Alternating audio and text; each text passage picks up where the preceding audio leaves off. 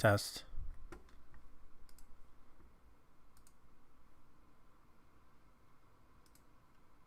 Test. Test. Test. Oh, yeah. Okay.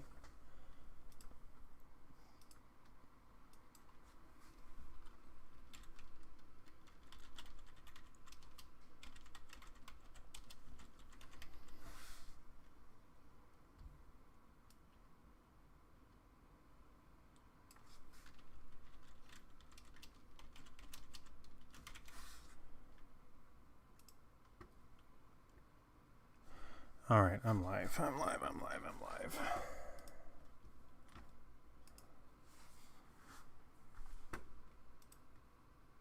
Hello. Hey, I'm live. I figured it out. I'm live. I'm on YouTube. So. Oh, okay. You put it up on YouTube? Cool. Yep. Awesome. Yep.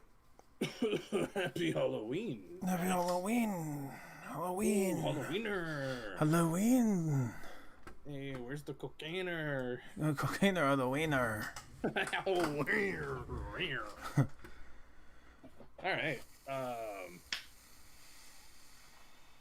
So are we like hot mic live right now, or are we? Yeah. Doing, Yeah. I mean, you can go and test. So. Do we have links up to this shindigaroo? No, I don't know. Okay. Let me find her channel. Okay. Test.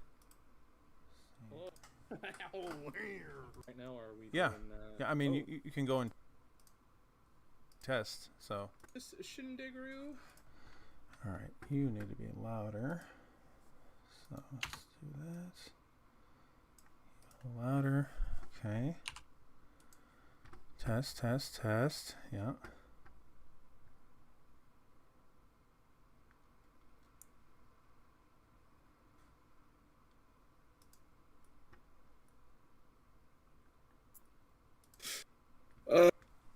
Bow. Bam, bam, ba-dow. All right. You need to be louder. So let's do Bow. Okay, yeah, sounds good. It's live. It's hot. It's hot and live. that. The ghost got me. Ghost got you. Mm-hmm. Sick ghost. Okay. Let us go.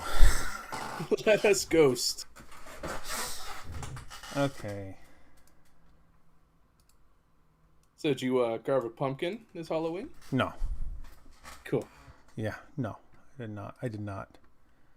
Happy Halloween. Hyper Double. What's up? Happy Halloween. Fire. What's up? Mystic. What's up? Happy Halloween. Ripping Sick Nasty Ghosts. Okay.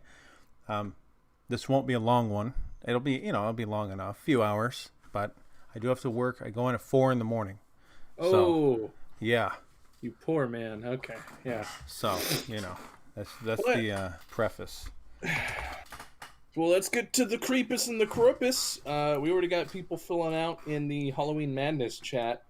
Oh yeah, we got in the warning chat. Jesus, in the channel chat, there's a few people as well. Oh, right on. Yeah, well, on the Discord, we got boys filling up the Discord, getting all hot and ready. That's cool. So what are we gonna do tonight, Max, on Halloween? Halloween. Halloween? We might do some game. We might do some stories. Oh, might do some Storis Gamus. If anyone out there in Discord world is listening, and you have a Storis, or in YouTube world, if you're listening and you have a Storis, which is code word for story, feel free to join the Discord if you haven't already, and call us up. Tell us it. Yeah. Yeah, tell us it. Tell us what you saw. Mm-hmm. Tell Bobo what you saw. Oh yeah. Oh yeah. Oh yeah. Oh yeah. Oh yeah. And my chair. I'm aware of it. It's not changing tonight. I wouldn't go to say nothing. Is that still like same chair? Is it from Forrest or Zudi? Oh no, it's one chair after Zudi. Oh, okay. Yeah, no, that chair. Yeah, I wish I still had that chair. I do not. Oh, did it finally give out? Oh yeah. Oh yeah. Oh, that poor war horse. Yeah, that was like 2015 to Oh 2019, man. and who knows how long he got it? I don't know. Right. Okay. Bum, bum, bum, bum, bum, bum, bum, bum. Please don't fucking copyright us. There you go.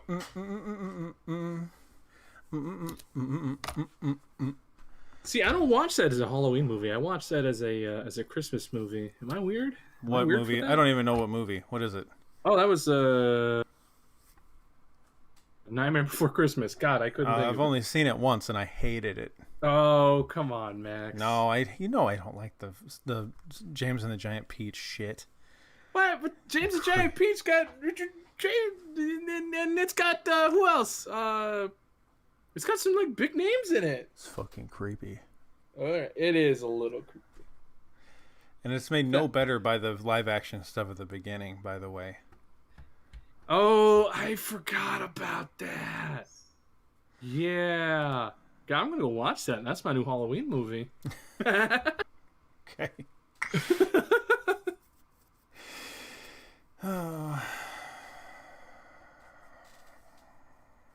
I had to sign out. I snapped. High fire. High hyper. I had to sign out on Streamlabs of the Twitch to sign into YouTube, and I hope I can remember what my sign in is for Twitch again. I was having some technical difficulties. I was gonna try to host it, but I couldn't get into either of them. So I'm like, I'm just gonna wait for Max. So yeah, I guess I'm not keyed in anymore.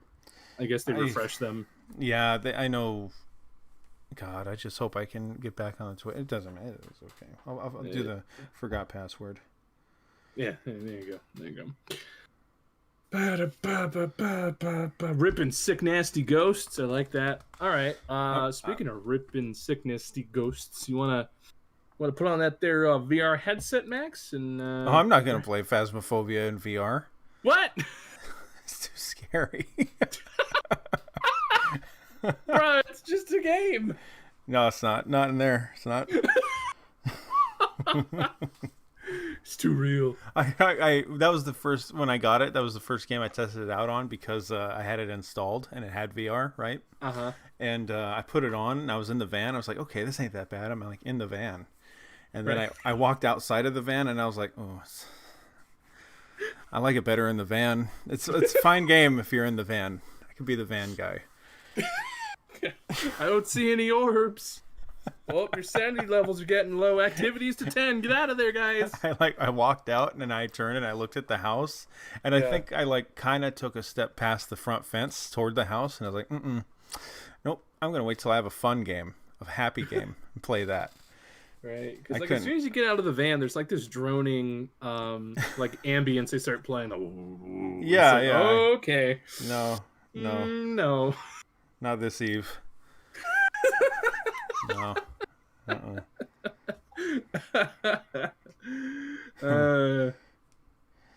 Yeah, we could play a little of that. I'm gonna let people pile in a little bit. Okay. Fair enough. Dog pile in there. Dog yeah, pile. I'm not seeing some of the regs showing up yet. It's been a hot minute though. It's been a busy year for all of us, but I'm glad we're all here once again gathering for Halloween Madness, season 10 of Halloween Madness. Yeah, that's pretty big. So yeah.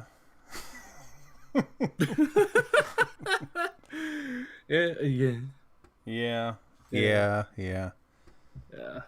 So, what did Lee send me? You guys streaming more Bigfoot tonight? Maybe. Perhaps we got stories and we got ghosts to hunt as well. So, I must say I do think I like the Bigfoot game more than Phasmophobia. Why? Because you can shoot Bigfoot. Mm-hmm. Okay. Even though we always fail. Well, I mean, have we ever won? I don't think we've ever won at Bigfoot. We had to. So when it was the old version, we had to glitch the game to win, and it took us like 2 hours. I swear. Now it's a lot easier. If you get 4 people and you get like one of the power weapons, you can lay down some mad pipe on Bigfoot. So it turns out the road flares, the handheld ones, those scare off Bigfoot and buy you some time to reset. You know. Okay. You need to be exploring during the day because he's less likely to attack. And then you need to be kind of hunkered down during the night. He's going to attack you, so hiding doesn't matter. But like try to set up traps and put yourself in a position where you can get away quickly. Okay. And that's basically how they play the game right now.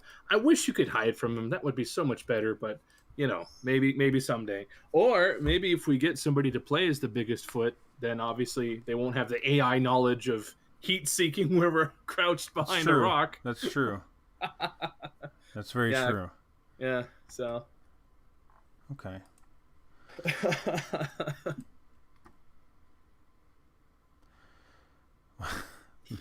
Mitchell Serbu. Wait, doesn't laying down pipe mean sex? Calm down, bud. I mean, yes, but not in this application. It can. But what did you do to Bigfoot? Uh-oh. He's actually a Bigfoot representative. He's a lawyer. He's a caseworker for Bigfoot. What did you do to Bigfoot? What did you do to Bigfoot? Oh. Well, I was thinking that, pipes are usually made out of lead, right?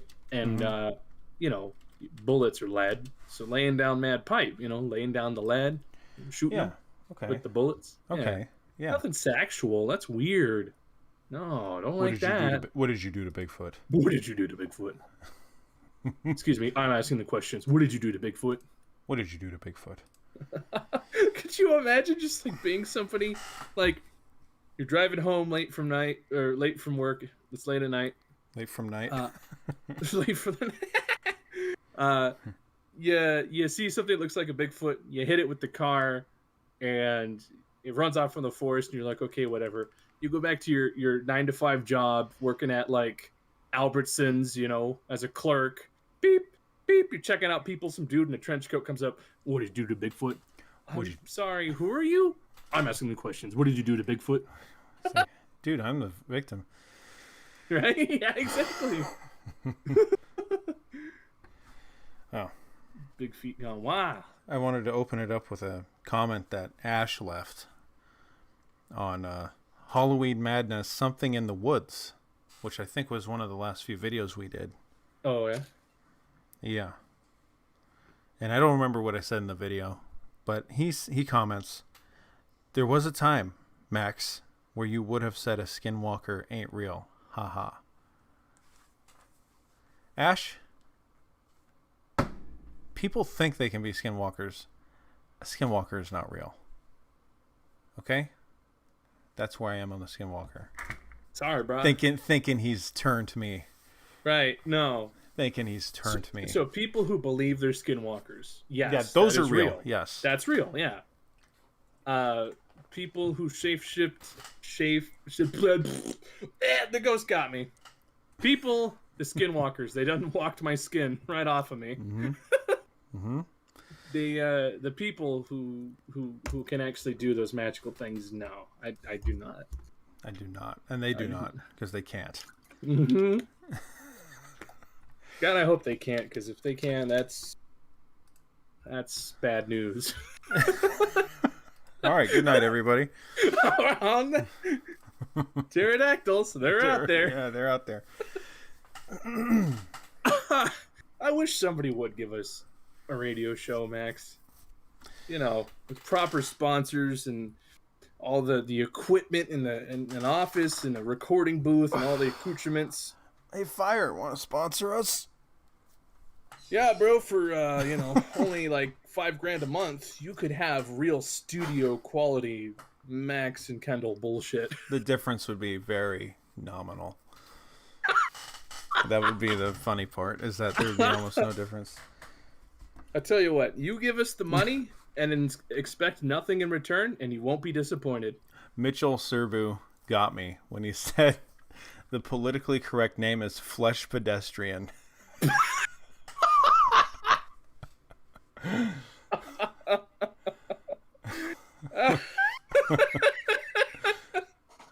Oh my god. Oh, I'm stealing that. That's going on a t-shirt. Yeah. Flesh Pedestrian. Jeez. That's a Oy, good one. oy, oy. That's a good one. That's too good. I guess that's that's the beauty of podcasts, though, is we can have our own actual radio show and be in people's cars talking to them about flesh pedestrians. That's right. Yeah. Flesh pedestrians. Today's sponsor is fucking Gillette razor. If you really want to get to that flesh level, Gillette, they don't actually sponsor us. No. But if you guys want to, hey, here we are. Yeah, exactly. Yeah. That was my pitch. What you think, boys? We hired or not? Let's get some cash flow in here. Sick. Yeah. All right. So, I noticed that there was somebody had dumped some stuff off in the Schruber did. Schruber dumped some stuff off in the Halloween Madness Discord, which he also left an image of what it looks like he had seen or was seeing. Wait, where? What? Yeah, in the Halloween Madness sub channel on Discord. You scroll up a little bit. Yesterday at 9:30 a.m., Schruber left a story. So I will delve into that, unless he's here. So who Schruber, stop learning how to model things in like Blender or whatever you're using, because you just make the scariest shit that I do not want to see in real life. Don't stop. Just stop. It's too spooky, man. I don't like that. That's some like sleep paralysis, night terrors kind of shit. Yeah. Yeah. Hyper. I would love to do that. I do have the means to do that. I just don't. I actually did a bunch of shows in 2016, 2017 that used a camera. Somewhere back in there, yeah. Mm-hmm. Yeah, we could do it because we don't need to be in the same room. We can just splice it together. We've talked about this before. But busy. Well, I don't know if it's busy. It's just lazy. All right, lazy. Max. I was trying to make us look better than what we... Don't put on airs for them. It's just how it is. I mean, it's really not that hard. It's just like... I don't know. Yeah, this is like a passion project that we often put on the shelf for about a year. So you take from this all that you can, because that's about as all we're given. There we go. That's perfect. Yeah. Hyper says in the Discord, I've recently moved to Wyoming for a job. Oh, bless you, because there ain't nothing else out there. The projects are in people. The projects are in people giant lands of just nothingness and hills, and I've seen some pretty odd shit here. Yeah, I would imagine. But I'm gonna let you finish out that story before I continue that. Then. The legendary morning pit. Yeah, that's a good one. So let me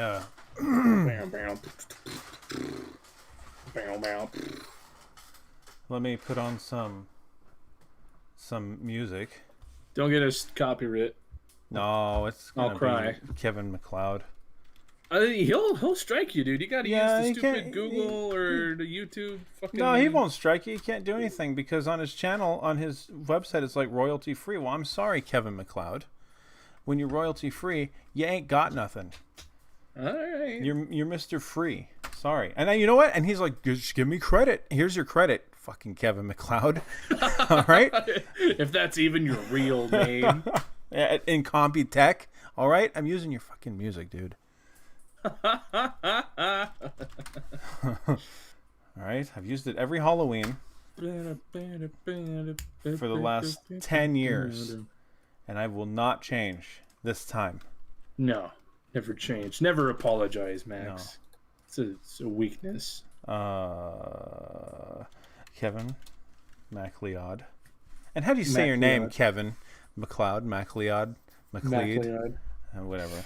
I will say this though, I like how we're like, oh yeah, we're not gonna bother with cameras because that's too much production value. But I'm also like, Yo, Max, I might buy like this, $1,000 drone and go look for Bigfoot. What do you think? Oh yeah, yeah. I think it's a great idea. I think so too. I'm kind of excited about it. I will have you know it's not great cinematography by any means, but Uh huh. as I mentioned yesterday, I Connor McLeod, I did go out the other day Mm-hmm. with a camera, and I walked down a railroad track where there's a supposed ghost light haunting the stretch of railroad track. Did you see it? No, but a few No. other little weird things popped up, and that video will be up probably tomorrow. And it is part of Halloween Madness, so you get a little post Halloween madness. Yeah, November 1st. Yeah, little dessert, I guess. uh, All right. Post madness stress syndrome.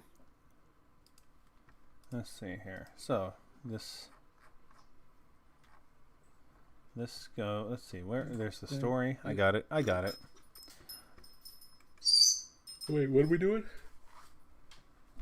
I am gonna read this story All right, yeah, you do that, and I'm gonna. after I put on some Kevin MacLeod. Connor McSky. Connor McSky. Flesh tube. What was it? Flesh pedestrian. Whoa! One of these things is not like the other. Flesh Pedestrian. That is a good band name. All right, let's look through the Kevin MacLeod music here. It's we have Zombie Hoodoo. What's this? See, Kevin, some of your songs get loud in the middle, and it's hard for stories. Yeah, don't do that. Yeah, just keep them chill, flat throughout the whole thing. You don't need to fucking rise to a crescendo. Don't need it. Don't need it. You're just some dude with a synth board fucking making YouTube music. Right? The shit on Kevin MacLeod stream. It's like he's been nothing but a help, and we're just shitting all over him. He's gonna ban us for sure. Season 10, the finale. Kevin MacLeod strikes.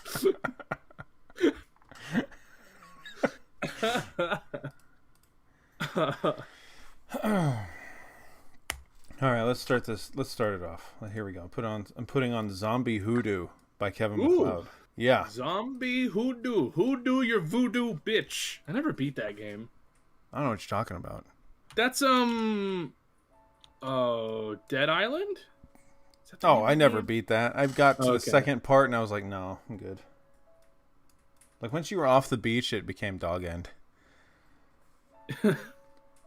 Yeah. Oh man, this song's short. Hoodoo your voodoo bitch. All right, here we go. Ooh, Resident Evil has some amazing jams. I have a playlist of like, just like specifically like chill video game music, but it's not like the lo-fi shit. It's like actual just from the games. And there's several jams from Resident Evil save rooms. My favorite, of course, is Resident Evil 5, which doesn't have a save room, but it has like the library theme when you're looking at all the little like minifigure things. It's basically the save room theme of the game, in my opinion. Anyway, sorry, Max, go ahead. Wow. Okay. So all the house. I'm a bit of a snob. So all of the houses my family has moved to have had something haunting them. In our first house, I saw what I could best describe as a floating black cloak and a white cloak, as well as occasionally hearing voices. But our second one, that house was fucked. Okay, real quick. If every place you live is haunted, maybe it's not the houses, maybe it's you that's haunted. Just a thought. I had Continue.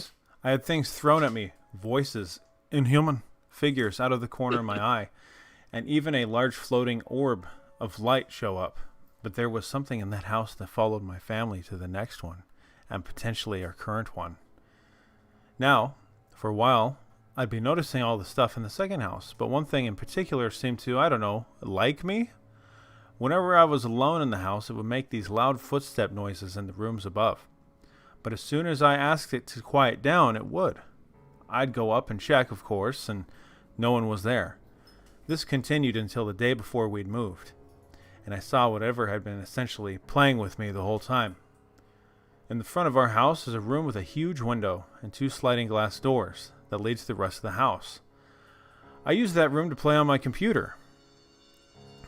It was late into the night, and I had a feeling I was being watched. I looked towards the sliding glass doors and saw the shadowy thing staring at me through the glass. Oh, jeez. It was like, the Typhon mimics in Prey? What? Do you know what that is, Kendall? Yeah. So the new Prey game, that Bethesda or ZeniMax, I forget who did it. The people, it doesn't matter. Anyway, so yeah, the new Prey game is not like the old one at all. So there's like these weird... Are you familiar with the Half-Life games? Yeah. Okay, so there's like these weird black, gooish, spindly, head crab looking things, and they will mimic objects in the map and then attack you when your back's turned to them. So you're constantly swatting at all this shit trying to figure out where these guys are. Don't they have those? Don't they have those in Dark Souls? They have mimics, but the mimics are only disguised as like treasure chests.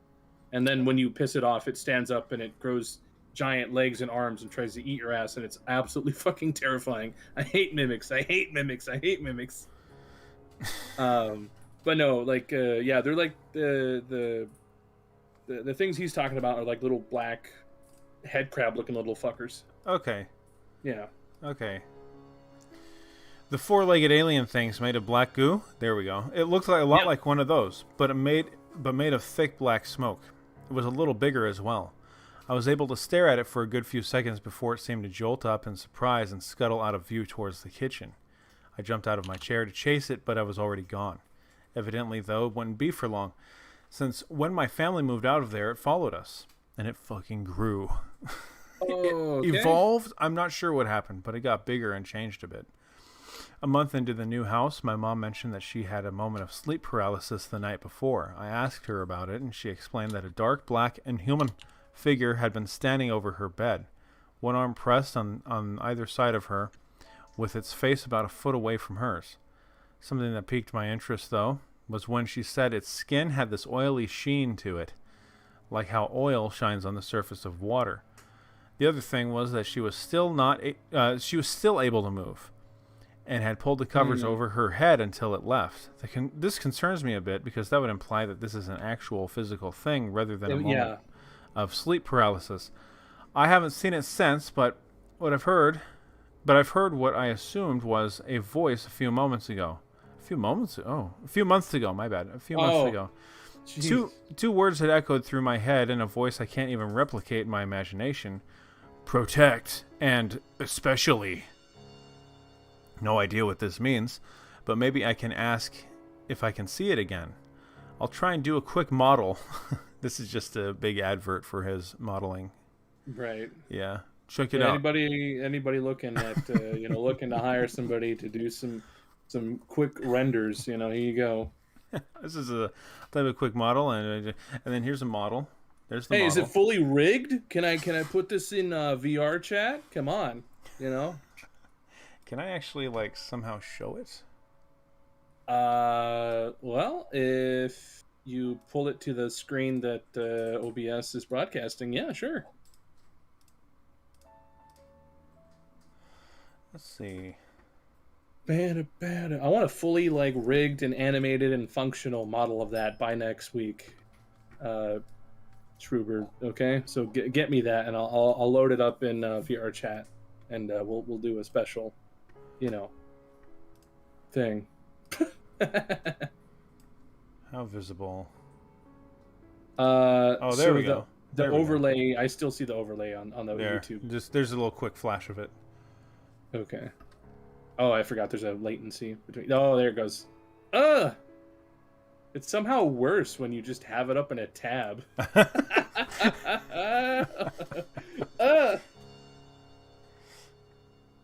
Like a doll's eyes. That's what's touching his mom. Oh, I hate that it has a slit for a mouth. Oh.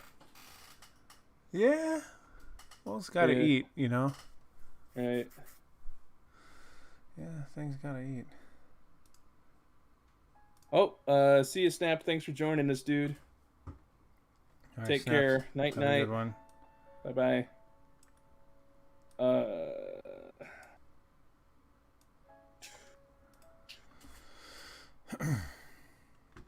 Oh, great. Z says, I feel like I've seen that before. Good.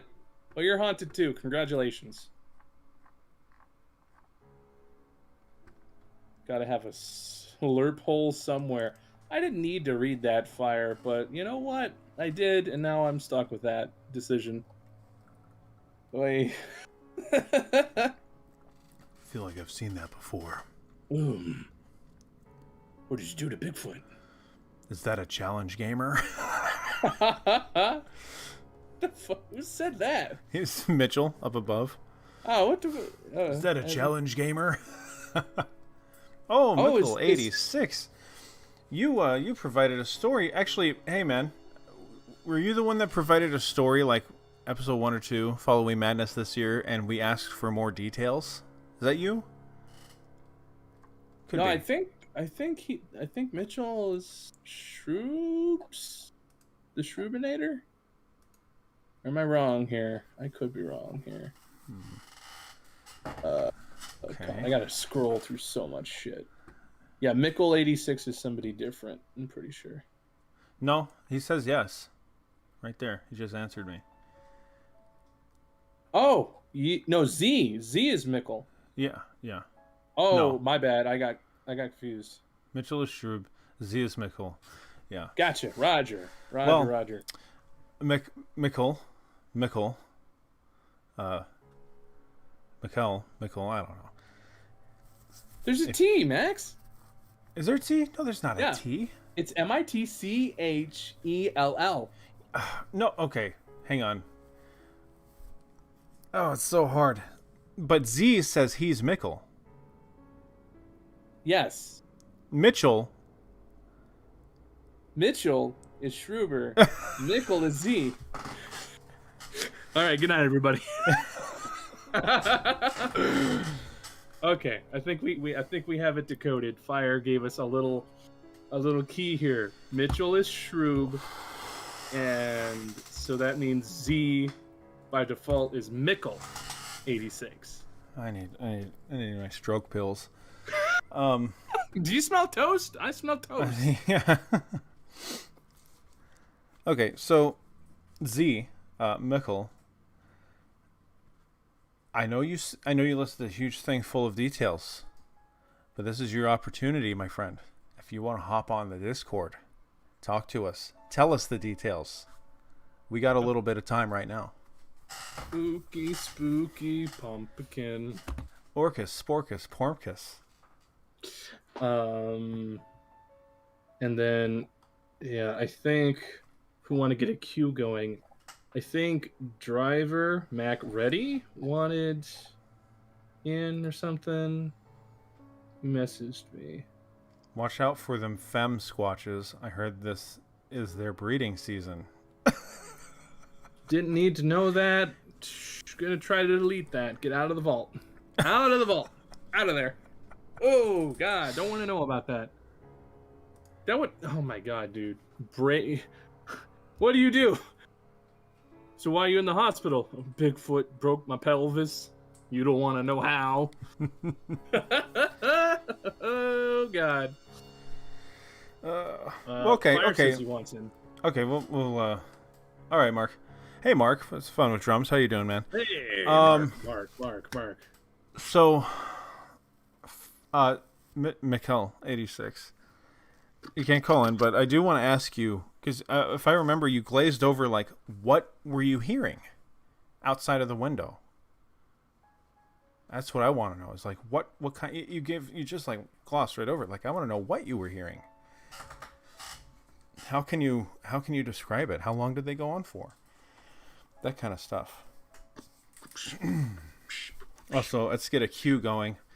The Kuwait, the calls won't be long tonight. Okay, no, guys? Gotta keep them to the point. Yeah, perhaps another night we can do a long stream, but tonight they are not going to be long calls. But we can take some. So, Fire said he wants in. Anyone else want to call in? kid in Walmart. Who's at the window? Anyway, Michael. Okay, so you were the kid. You saw the kid in Walmart. So, I just want to know: is there any way that somehow they may have had two kids and you missed it, and maybe another kid took off down another hallway or aisleway, or if it was like maybe perhaps they had the same kid and you seeing it up close? It was just a lot smaller of a kid than you realized, and they had just picked him up. Maybe they had two balloons or less balloons. I don't know. I just want to know if there's any room for like mistaken identity there, or if it was just possibly a whole other family that was just sort of a doppelganger family. Perhaps that could have come around that corner. I don't know. Or perhaps maybe they were ghosts. Or you step through time, my friend. I don't know. It's true too. Yeah, that's it. That is true. An interdimensional being. Were they black-eyed kids? Oh no. Were they the Beck? Were they such as the Jinn? Now that's a callback. I wish I still had those. YouTube deleted all those old messages. No, you're kidding. Like a while back, yeah. Oh no, dude, those were gold. Oh, we should have archived that shit or something, man. Yeah, anybody who's wondering what such as the Jinn is, we had just done. What was the episode of Unexplained YouTube where it was like guys at a border crossing in Malaysia or something? Mm-hmm. And it was the lady laughing. No, remember? yeah, and it was like a lady laughing, and then it was it's like a witch costume appears down the road, and they're like, "What?" And then the video ends. Whatever that video was, we had a guy write in about it, and he was clearly not native English speaking kind of guy. Singapore Ghost, thank you, Fire. Yes, and our librarian. And he just started going on and on about like these things, they're real, they're demons, they will take your soul, you never give them any, don't give them anything because they'll take everything, kind of thing, yada yada yada yada yada yada. And then at the end he was like, this could be a monster such as the Jinn. And I was like, what the DJINN, and I had no idea. I was like, what the fuck is the Jinn? And then you and I would just say it as a joke, not knowing it was actually a term for like a Asian witch or something like that. It was like a genie or something, right? A genie. Some sort of like spirit, like magical spirit that was malicious. Yeah. We would just say it, and for a while we didn't know what it was, but we would say such as the Jinn. Just being ignorant. Ignorant.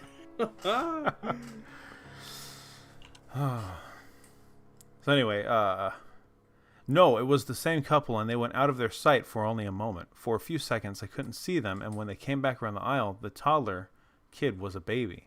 He had the same balloon in his hand, and the parents looked the same down to the clothing, so I don't see how it could have been another family. The realistic explanation is a prank, but clearly they weren't trying to prank you because you were just like another guy, right? Is there any way that they could have just had another kid? And maybe like in the basket or something that you didn't see initially. And the kid that you had first seen was like off down another aisle getting a box of Cheerios or something, and they just pulled out a toddler out of nowhere that maybe you missed. That's what I'm wondering. Yeah, maybe the kid was standing behind the parents or something. Yeah. I don't know. I mean, that's weird. Like, if there's no way to explain what the hell, you clearly saw ghosts. Ghosts of a family that was killed by a Bigfoot. Yep. Or a Jinn. Or as such as the Jinn. Or as such as the... Yes. All right. So Frumius was the one I initially thought of who was hearing the stuff outside of the window. Frumius, if you want to call in, what would be a good time for you to do that? You tell me. We got about an hour or so. So you tell me what you're thinking of. and we'll make it work.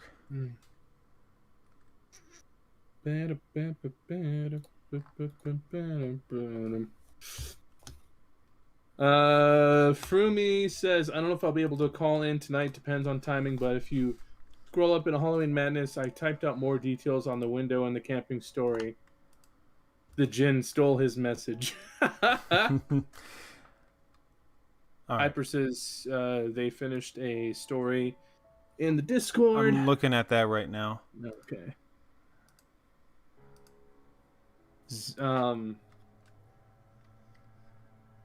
See, the aisle was against a wall, perpendicular. It was in the corner of the store where they have an auto supplies like an oil and such. This was also late at night. Very suspicious. Interesting. Yeah, that's very.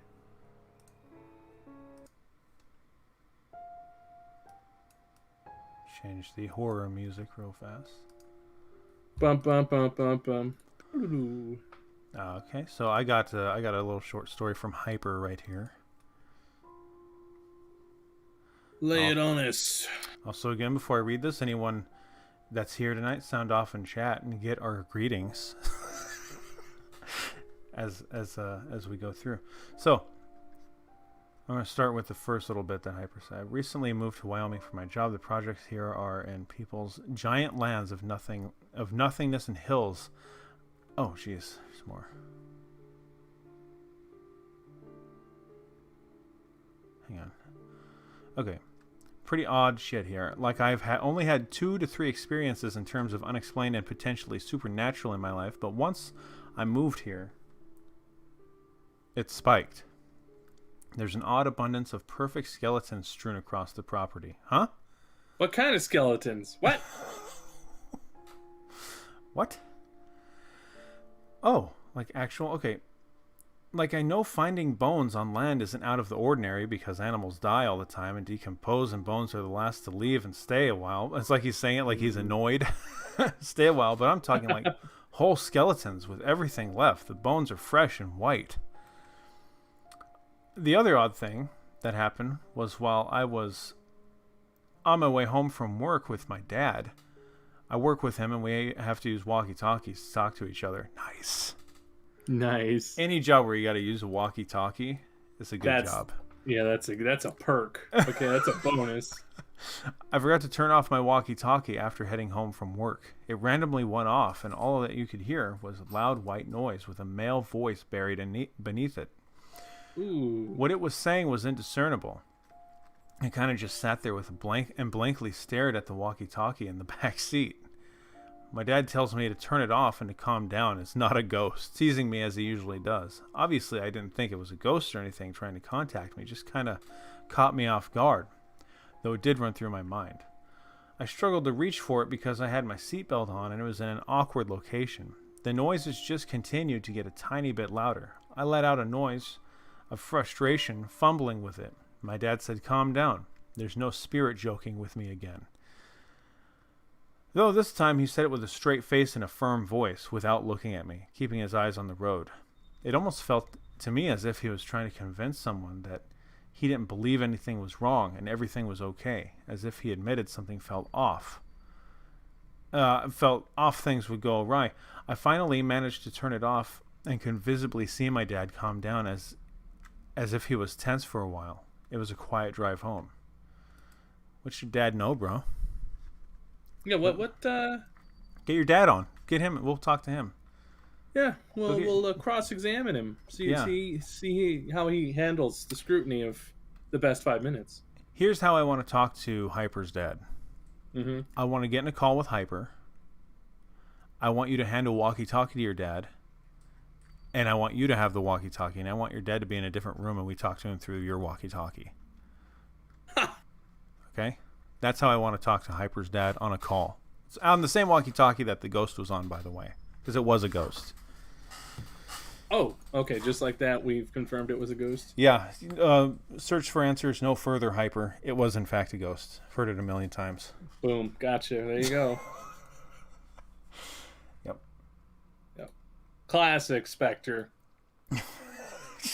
It's all the signs are right there. I mean, what you're dealing with here is a Type 2 Spectre, and it's all good. Oh yeah. Oh yeah.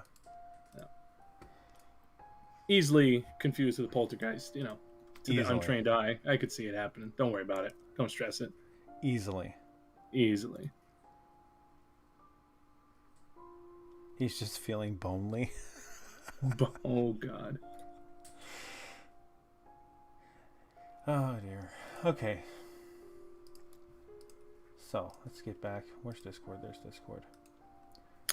Hang on one second, Kendall. Driver Mccready says no YouTube profile, so commenting on here. I look forward to this every year. I enjoy the whole crew, especially Max and Kendall, but old Ash has really grown on me over the years. Yeah, that's one way to put it. Speaking of Ash, do y'all know what he thought of the movie Antlers? Uh-oh, I did see the trailer for that, and the first thing I thought was this is a Skinwalker movie. Mm-hmm. Yeah. Just like The Witch was a Skinwalker movie. Yeah, you're talking about the Vavitch? The Vavitch. It's just a Skinwalker movie. It's the same shit. Yeah, it basically is. It's just not in the Navajo nations. By the way, never stop chopping. Y'all need to do this full time. Just quit your jobs. Yeah, you're right. Yeah, sure. Just get on paying for our cost of living, and we'll do that. All right, driver. All right, driver. Here is Ash's phone number. Ash, this is don't freak out when driver calls you up. But yeah, no, Ash is fine. I'm a little curious. Usually Ash is hanging around. He's probably asleep right now. I thought I saw him in the chat. Has to work in the morning. Has to work. He's a very responsible lad. We have to respect that. Yeah. So, I'll ask him because I want to see that because Skinwalker, and then I want to ask Ash if Antlers is a factual representation of Skinwalkerhood. Skinwalkerdom. Yeah, Skinwalkerdom.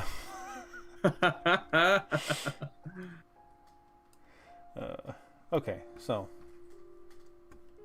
let's see, who do we have here?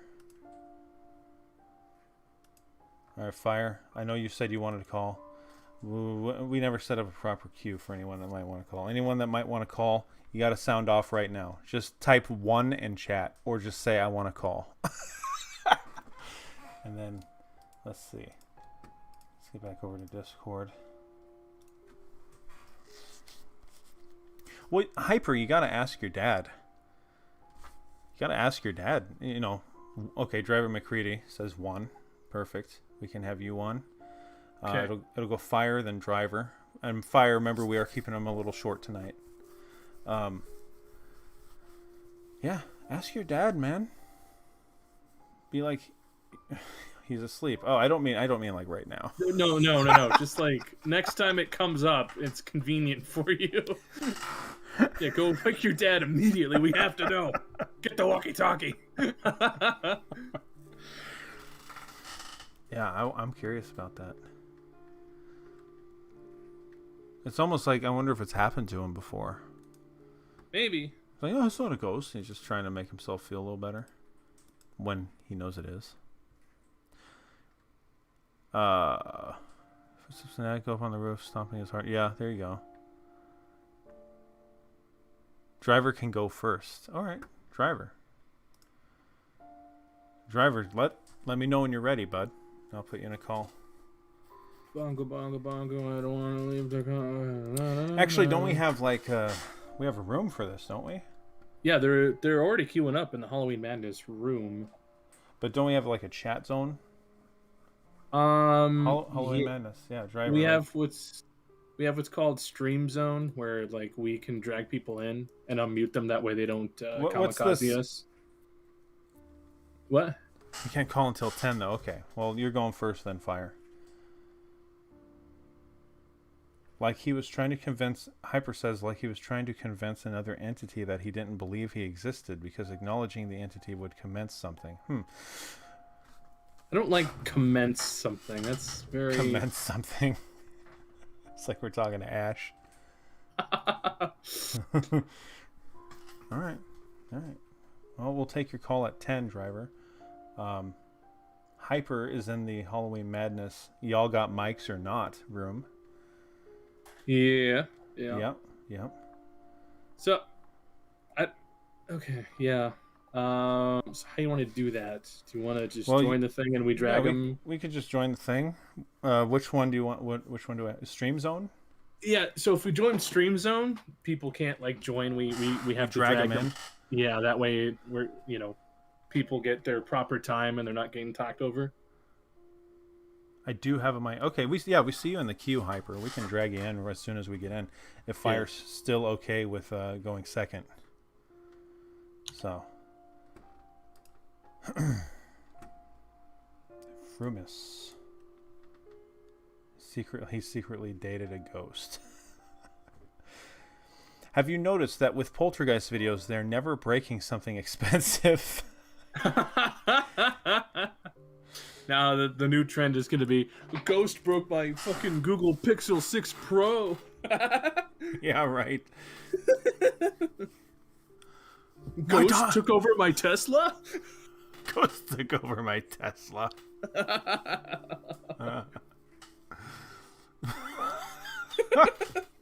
Not my smart Keurig.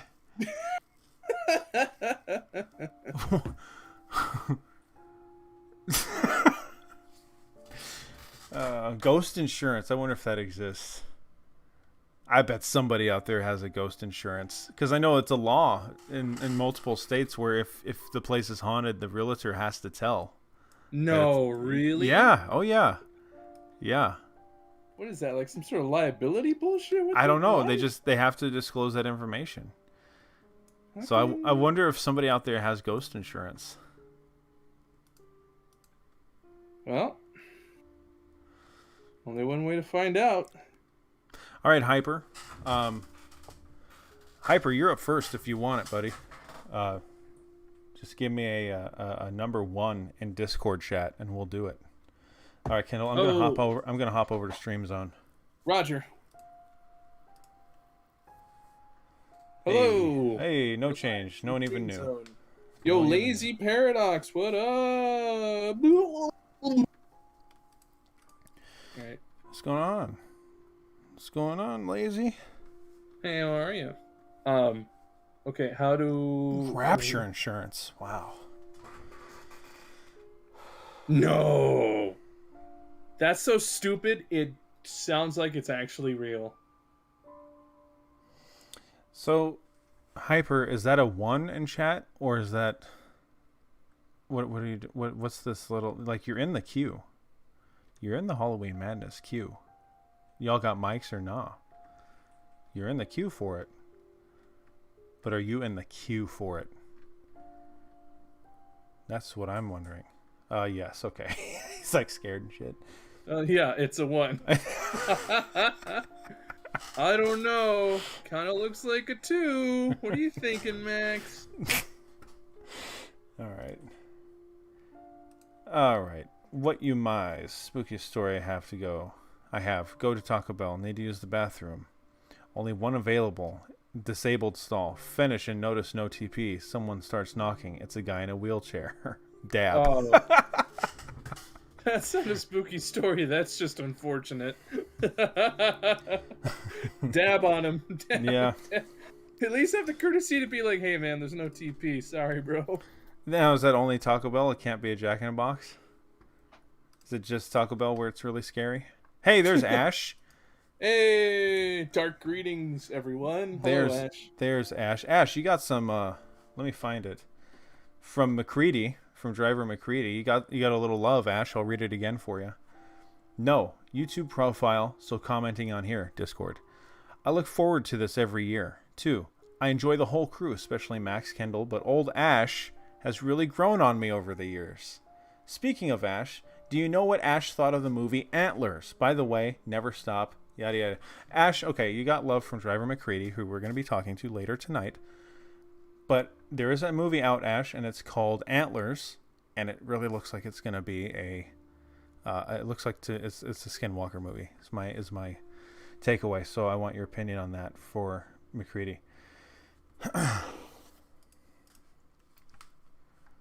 Da, da, da. Bum, bum, bum, bum, bum, bum, bum, bum, bum. I'm dragging Hyper in. Okay, let's do it. Yoink. Okay, and then we have to. Oh, Hyper has himself muted. Yeah. I think. I thought he said it was a 1. Was he ready? Oh. Oh, whoa, yo, what's Oh, up? there he is. There we go. Eh, There we go. What's up, man? What's up? How are you guys? All right. How are you? Pretty all right. This is my second time calling in. Okay. Cool. Oh, yeah, I was yeah, just gonna yeah. ask if we had talked to you before, and I try to remember, but it's hard. Especially when I you talked only. about the weird screaming. Are you in Kansas? I'm in Wyoming now. Wyoming. But- But Okay. were you in Yeah. Kansas? Okay, I remember. Well, cool, man. How's it going? How's the last year been? It's been all right. Very very different now that I've been working, but Yeah, yeah. that's good. So the walkie-talkie went off, right? Yeah. So, God, it was such a weird, unnerving experience that it happened out of nothing because the walkie-talkie went off, and I just assumed like we were on like the same, I don't know, channel frequency, so we were just hearing other people's talk. But the way my dad handled the situation was just so off to me. Like, I don't know. He kept telling me to calm down, but there was nothing wrong. Like almost Right. as if he was trying to convince himself to calm down. Ooh, I don't. That's no good. That's no good. It's kind of like he's making everything a little worse. I know. That's exactly what it was. Yeah. Yeah. Huh. And I don't know.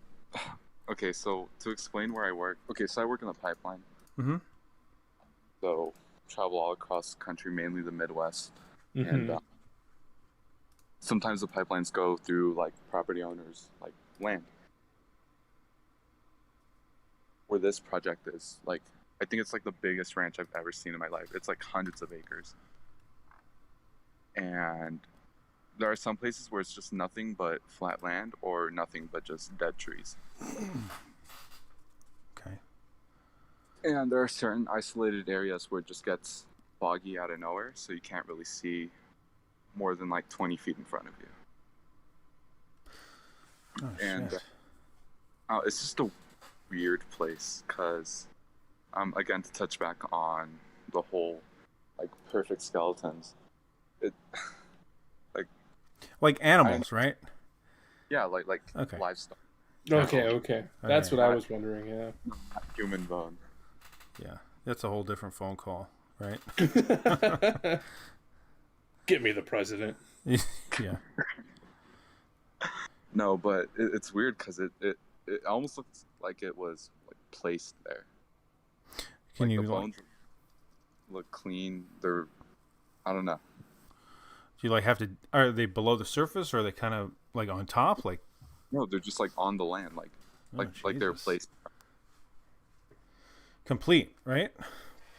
Yeah, mostly complete. Sometimes they're missing like a few ribs or like a leg or something. Like how many are we talking about? And in a span of time, how many complete or near complete animals have you come across?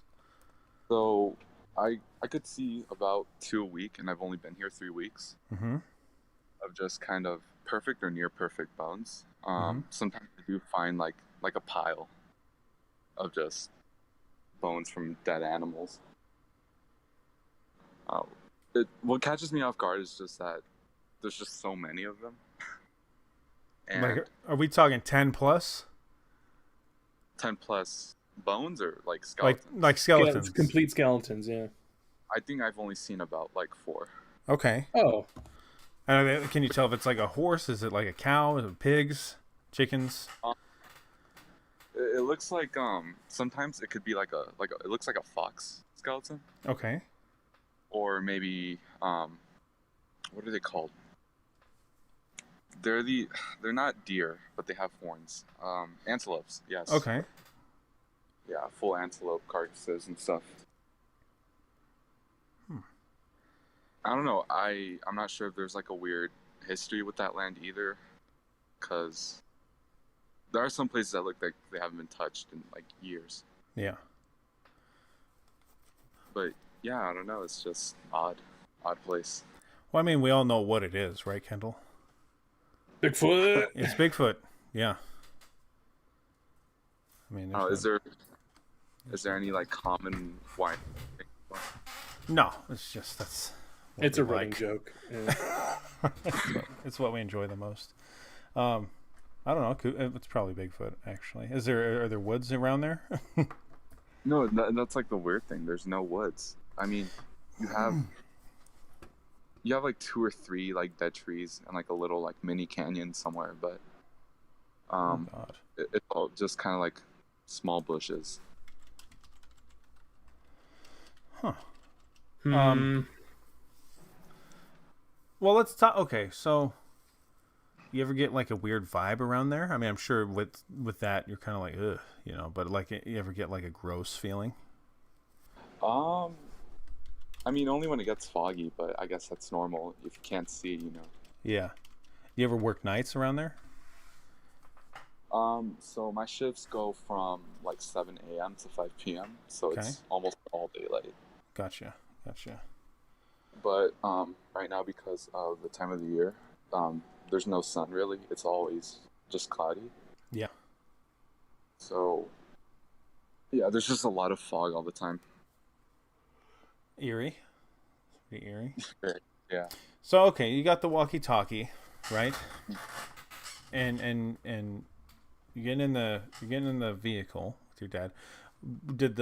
It started once you were in the truck? Not once. It was as we were leaving the property or the ranch. So it started while you were walking away. Like driving away from the Driving. ranch? Yeah. Okay, I got you. Oh, so like when you first heard it, how long did it take you to sort of realize, hey, there's a voice in there?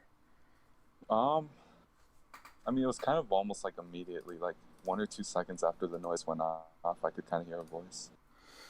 Was it one of those instances where it was sounding off static and then you could hear, if this is hard to explain, where it was sounding off static and then underneath the static there was a voice, or was the static itself part of the tone of the voice, if that makes any sense? Oh, kind of like there was a voice under the static. Okay. I don't think. Gotcha. And Yeah, and oh, go ahead. the entire time it was constant. It wasn't like it cut off, cut back in, cut off, cut back in. It was constant. It did not stop. How long did it transmit for? Before I turned it off, it went off for like almost a full minute, I'd say. Oh God. It went on for a while. Just straight? Yeah. Oh. Yeah. I don't like that. That ever happened before or since? Not really. Wow. And how long ago was that? This is like 2 weeks ago. Wow. Okay. And how long has your dad been working there?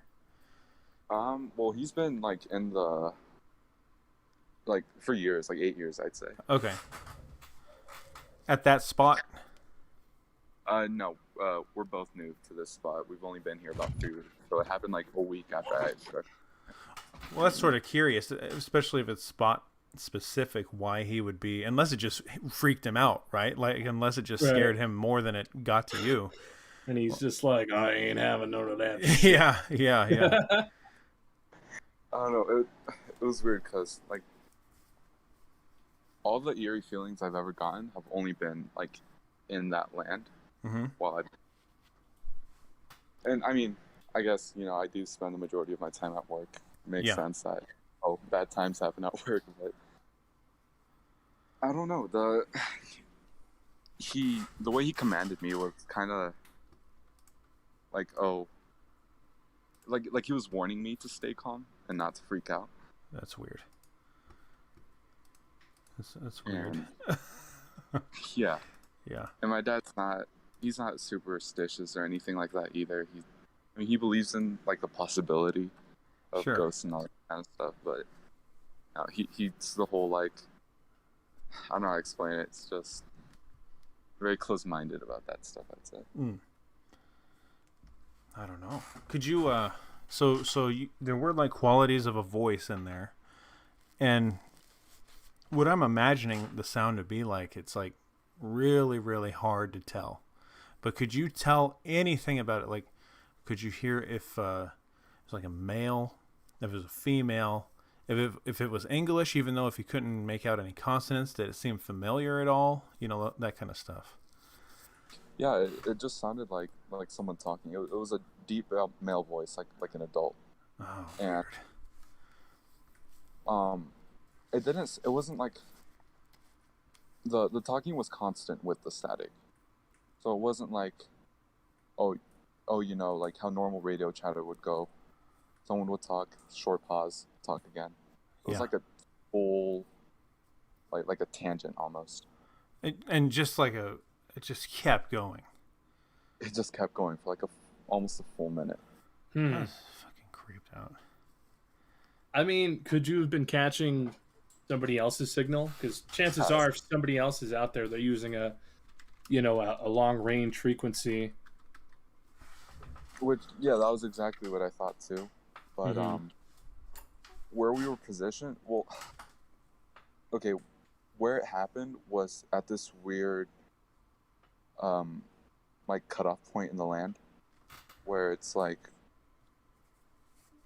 on top of this hill, and like on the other side of the hill is like the nothingness, and then on the other side you get some roads and like maybe one office building, but the office building was empty. There were no lights, no cars, and I believe we were the last to leave that site anyways, so it didn't seem like there was anybody nearby, because we're usually the last ones to leave due to like, one, our position, our job, and two, like the location of the area we've been like set to work at. Gotcha. Just doesn't make much sense, you know? Yeah. Right. Especially if it was picking up on another signal that other guy's working, you think it might have happened since then in the last 2 weeks. Yeah, so it hasn't happened yet, or it never happened before, to where we'd have like somebody else's chatter like cut into our channel. It only happened just that one time, and it went on for like a full minute. Weird. Next, if it happens again, man, get out your phone and get a little bit of it. Take it home. We'll do. And I next time if I see like any like skeletons, I could take photos. Oh yeah, there we go. Ooh, yeah. Definitely, and just kind of like try to like keep track of them. Basically, like if you notice, like, because what I want to know is like, are they just dying in like weird places? Is it natural causes? So like, are they dying alone, or are they dying somewhere where you think that there's like water nearby, or like something that might be causing them? You know what I mean? Like possibly contaminated water, or like they're falling down somewhere and they can't get out, or is it just literally out in the open? There's just a carcass here, kind of thing. Do you have any ideas on how any of them could have died? And also, do you guys move them or get rid of them to like, are they in the way of your work? Oh, yeah, that's a good point. Oh. Hyper. Is he gone? We might have lost him. Did we lose him? I might have lost him. Might have lost him. He sounded like he might have been in a car or something. Discord mobile app. And it's kind of fickle. It'll drop sometimes. Unless it came through and got him. Oh yeah, it's a radio. It uses the high band. The ghost is traveling through the radio waves. Yeah.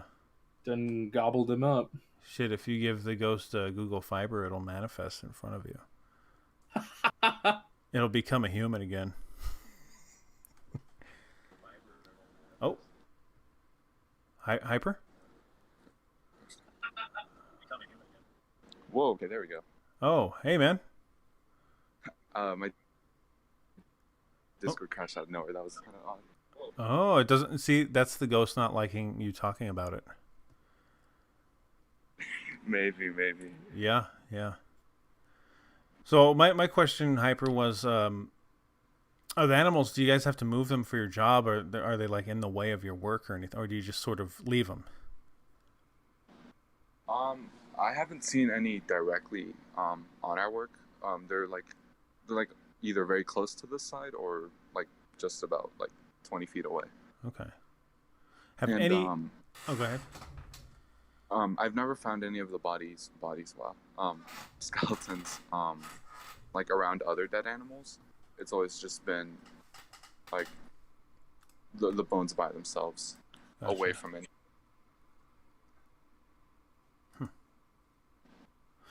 Have any new ones appeared since you've started there? Not that I know of. The place where I am doesn't really. It's not easily accessible to. Yeah. It's just a weird terrain where you wouldn't regularly find animals. Mm-hmm. Gotcha. And they're not like getting stuck or drinking bad water or some sort of thing that's killing them off. No, it's always in the middle of like dry land. Huh. There's no like water spot or any cliffs even, and there's no discernible injury either. Well, like I suppose like a snake bite, there you wouldn't be able to tell that from skeletal remains, but I don't know how frequently like Did the that snake happens. did the snake lure them to a kill pit? Yes, Max. Oh, it's always just like in the middle, flat, dry land. It's weird. Yeah, that's super weird. It's weird. I wonder if that's what did it itself. Just being in the middle of flat, dry land. Yeah, but I mean, why would that animal wander all the way out there alone? They usually graze in some sort of group, I don't know. Maybe I mean, I'm somebody. not, I'm not an expert, but That's not totally unheard of, and I know this. It's not somebody to have killed some animals on their property or something and then drive the bodies away from their home and then dump them. yeah, Oh, and, Yeah. yeah, Because, I mean, you don't, if you kill but you said a fox is one of them, maybe like an antelope or something like that. If one of those is dead on your property, you don't want it sticking around. So I mean, you know, there's no really isolated location where the animals are kept. They kind of, which is kind of weird to me because there's a lot of like possible accidents that could happen with them just kind of stolen about because they could very easily get hit or like messed up by some machinery. yeah. It's definitely not being moved by any means. Weird. I don't know, man. When you're out there, just snag some pics. yeah. Drop them in the Discord. We look.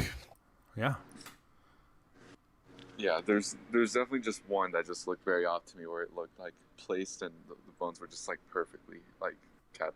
It was weird. Yeah, that is weird. Yeah, and when things are like killed or eaten or whatever, it's not perfect. It's not like when you come across like deer meat in the woods or something, it's usually like pulled apart or it looks nasty. So I've yet to find one like in the middle, like decomposing, like with maybe half a hoof or anything like. No gore, just bone. Just bones, yeah. That's weird. No Al Gore. Sorry, that was a bad joke. Oh man. Wow, weird, man. Has any other new updates, Hyper? I mean, other than that, everything really started happening until I moved to Wyoming. So no more good stories until then. But Gotcha.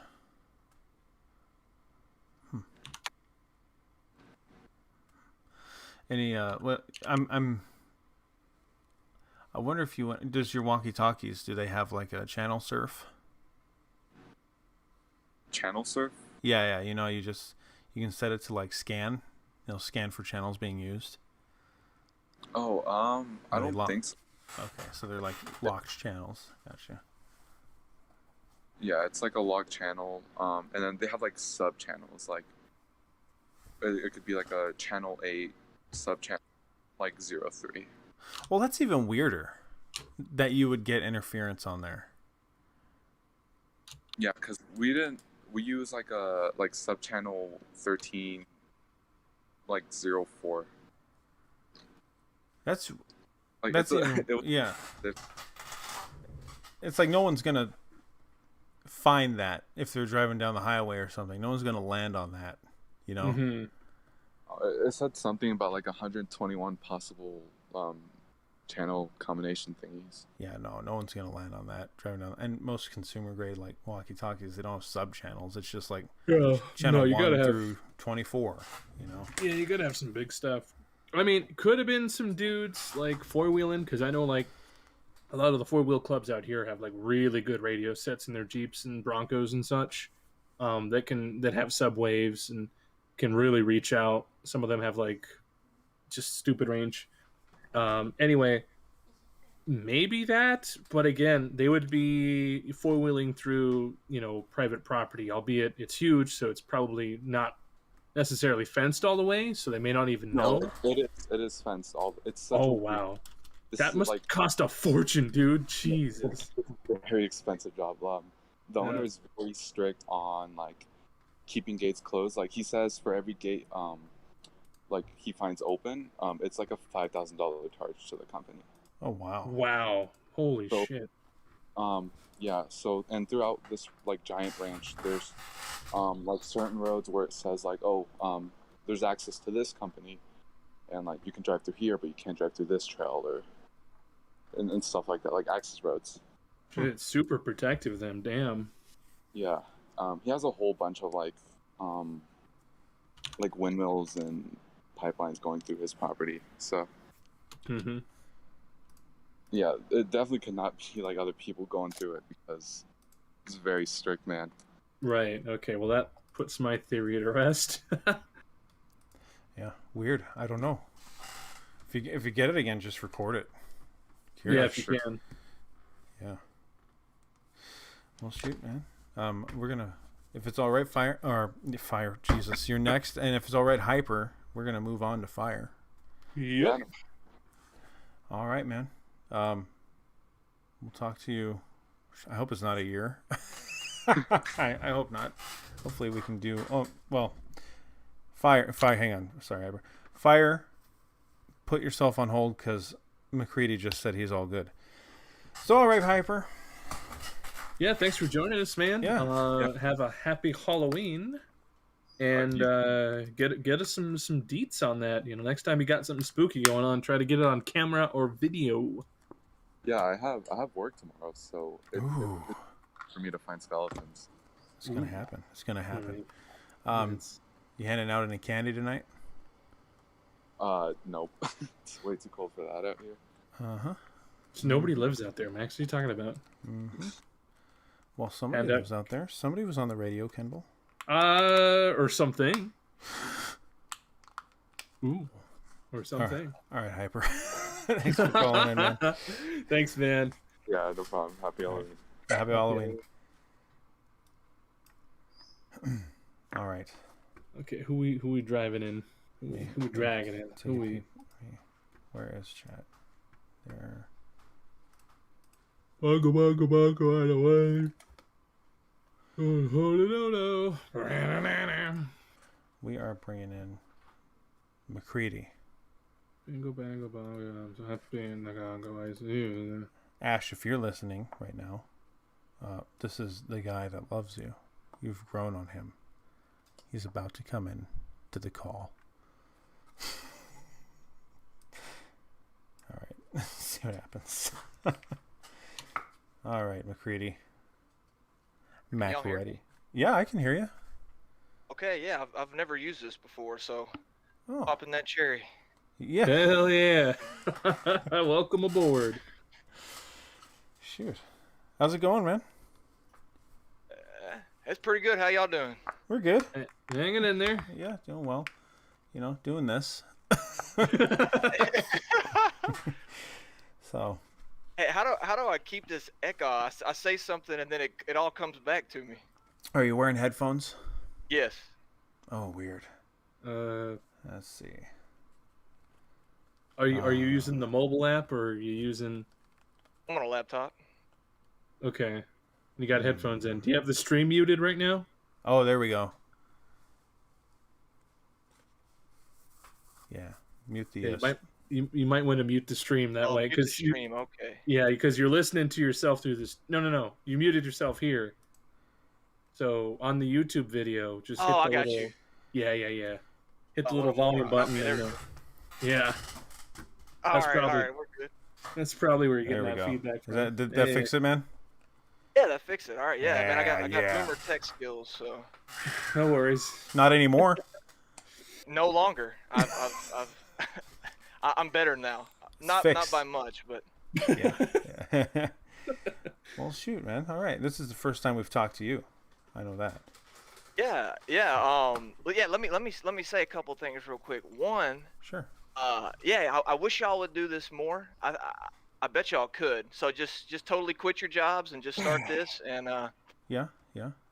I think that's a plausible thing that could possibly be beneficial for y'all. I don't know. I could see y'all making it, man.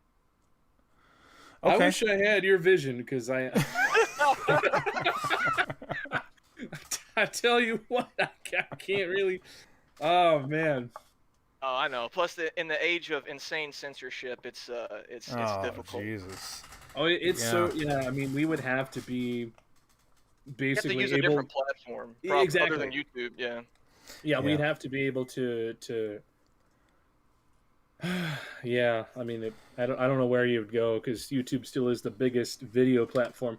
I guess we could just take it purely podcast and just go off the rails, but we'll see. Yeah, well, I've heard Rockfin. I don't know if you ever heard of Rockfin, but apparently that's starting to grow, and there's a few others, but it's an option. Yeah,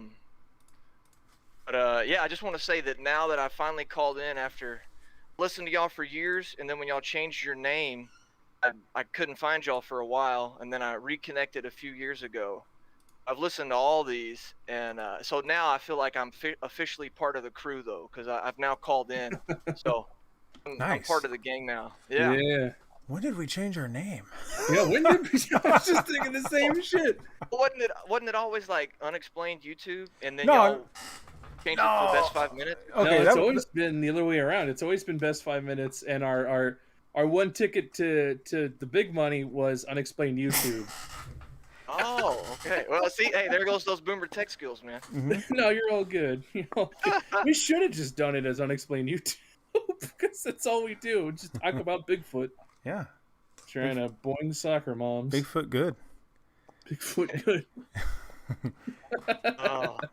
Well, actually, the first video, though, wasn't a Bigfoot one. It was a Nephilim. I think that was y'all's first one, like the fallen angel, I think. Oh, yeah. Like that. Oh, yeah. That was number 1, I believe. Holy that's an going oldie. back.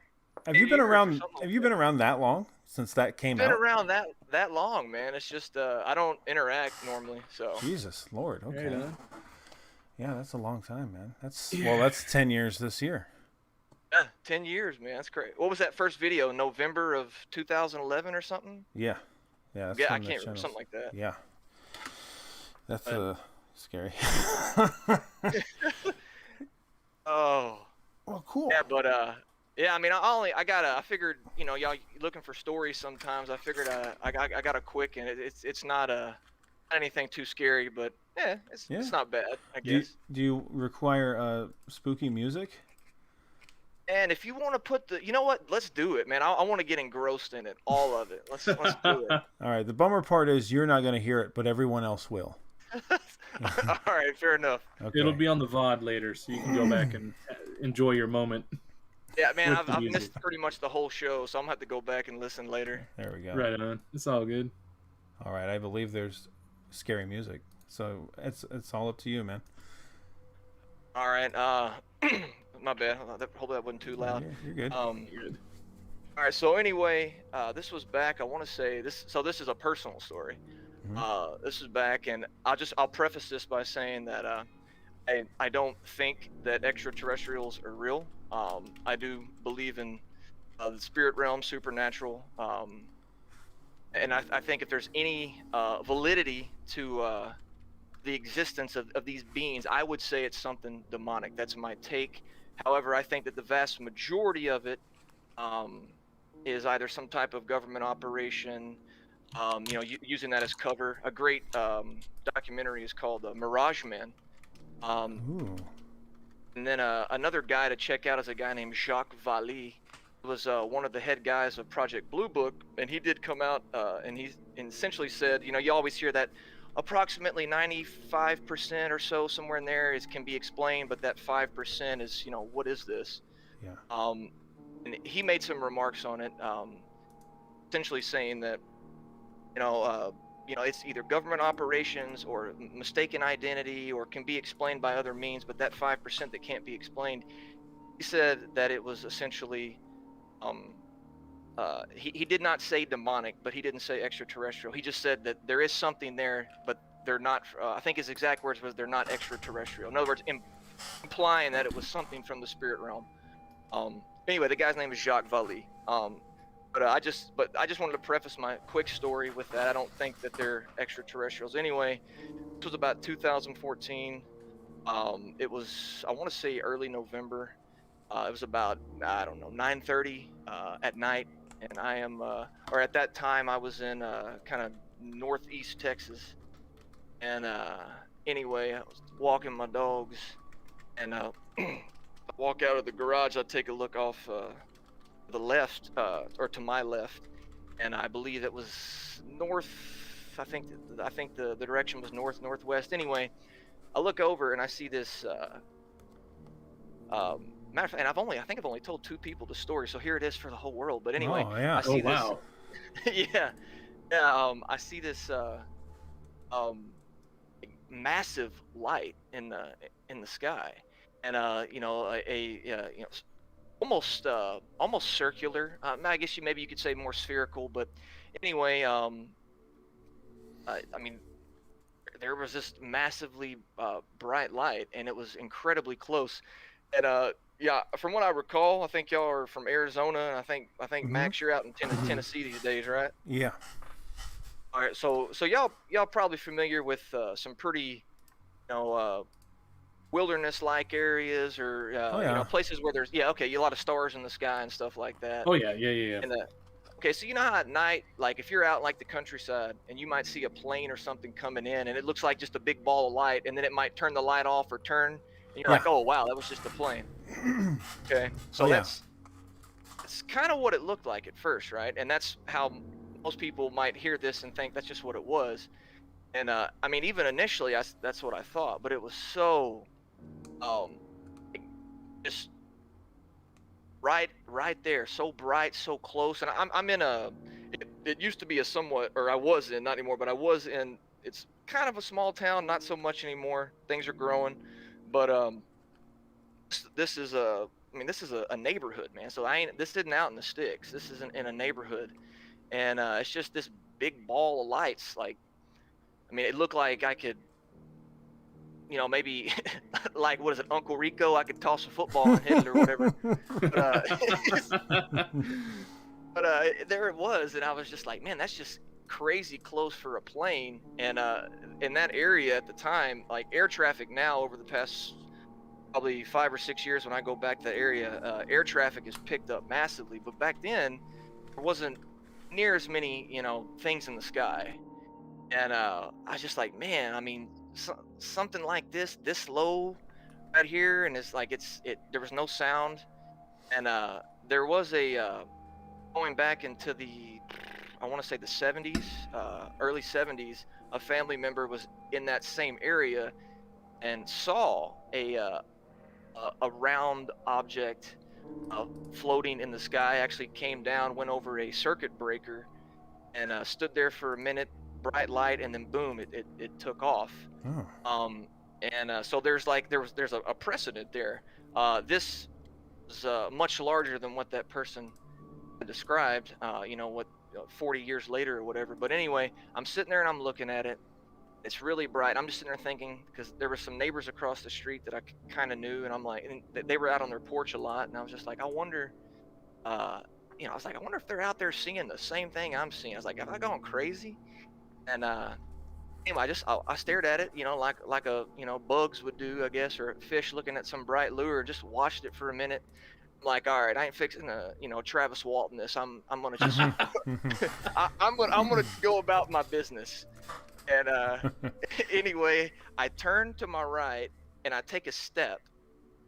I was like, I'm gonna look back again. And I turned back to look, and there was no light, completely gone. Ooh. And I was like, okay, that had to be a plane or something. So thinking it's a plane that had turned, and so if it turns, I should still somewhat be able to see those front lights. Plus, you should see the the various flashing lights that they have. Yeah. And there was nothing. I was just like, wow. I mean, I know I didn't imagine this. I'm just sitting there. I'm kind of, amazement almost, or in awe. There we go. At what I saw. Then I was like, where did it go? And it's better told in person because I can actually show the motion that it made. But all of a sudden I look way, I'm talking about like way, way, way out and up, far out in the atmosphere. And it was a very clear night. It wasn't a full moon, but it was close. So it was but a super clear night, very bright, but not too bright to where you couldn't see the stars. But there wasn't a lot of stars in the sky. But anyway, I look way, way out there, and I see this tiny little, it's way out there, so of course it's going to look really small, but I see this little tiny orb, if you will, that like seemingly came out of nowhere, but on that, you could line up the trajectory, if you will. So now it's like right there over the house, and then boom, now it's, I don't know, I don't know how many hundreds of miles, or I don't know how high up the atmosphere goes, but anyway, way up there, and I see it, and I'm like, is that it? There's no way that's it. That's impossible. And then I watch it kind of blink, and then do a couple of insane moves, and then shoot off, and just completely gone. Completely gone. And like I said, I'm not there in person to show you how it moved. Right. But there is, as far as I know, and I do have a background in the military. And I've done a lot of research into a lot of things, and I know that technology that exists. I don't know if you ever heard of a guy named Zbigniew Brzezinski. Not a very good dude, but anyway, he talks about it. Other people have talked about it, but how essentially technology that the masses know about is probably 30 years behind what those elite, I don't know how you want to say it, more elite people, or the deep state or whatever. Like, technology is about 30 years behind, and a great example of this is the internet. For those that don't know, the internet existed in like the late 50s, early 60s. It was used by ARPA, which became DARPA. It was used for cryptic messaging. So the internet was actually around approximately 30 years prior. It's just a good example. So my take is it's potentially something that's highly advanced technology. Maybe it was something supernatural. I don't discount that, but anyway, it was a giant thing right over the house. It just disappears out of nowhere. It was boom, like a light went out, just boom, gone. And then, all of a sudden it's way out in the upper atmosphere. It does this crazy maneuver, and then shoots off like you'd see in Star Trek, where they they go warp speed or whatever. So did it leave a trail? No, nothing. No just sound, gone. no trail. Okay. Just wow. Huh. And that's my experience. So how long was the whole ordeal? I did check for missing time. I didn't miss any time, so no probes or anything. I'm just curious about is, just for sake of thinking about it, is from the moment you first saw it to the moment you stopped seeing it, how much time was that? Because then you could think like, okay, a normal airplane, for instance, for comparison, couldn't get out of your line of sight that quickly. You know, just to sort of, let alone go out of the atmosphere and zip away, right? So I'm just curious, how long was the whole thing? I would say when I initially saw it, I probably stared at it for a good, and I want to say, because I want to say about 20 seconds. And I mean, you know, memories aren't perfect. I want to say that I was counting in my head because, you know, we were, you know, trained, like you hear certain sounds or things and you count. It's a good way to calculate distance. And so Right. I just kind of transferred that over, and like I'm just counting in my head, how long am I watching this? I want to say about 20 to 30 seconds. I sat there and watched it. Then I turned my head, and when I turned back, it just boom off like a light. Like, where's it? Yeah. And then I would say about maybe 10 seconds later is when I noticed it out there, and it was when it appeared again, just like sitting there, and then maybe it went to like to the right, and then shoom, shot off to the left, gone. And that was just a few seconds. So I mean, total, it's under a minute. Wow. Whole ordeal. That's a good one. We don't get a lot of UFOs, you know. Yeah, And, we really don't. When you have somebody that has one that's as detailed as this, it's always pretty good. Because I don't know what the hell to make of UFOs. You know, I don't know if anyone does, but that's a good one, man. How long ago was that? It was November of 14, so almost 7 years. Wow. And you haven't seen it since?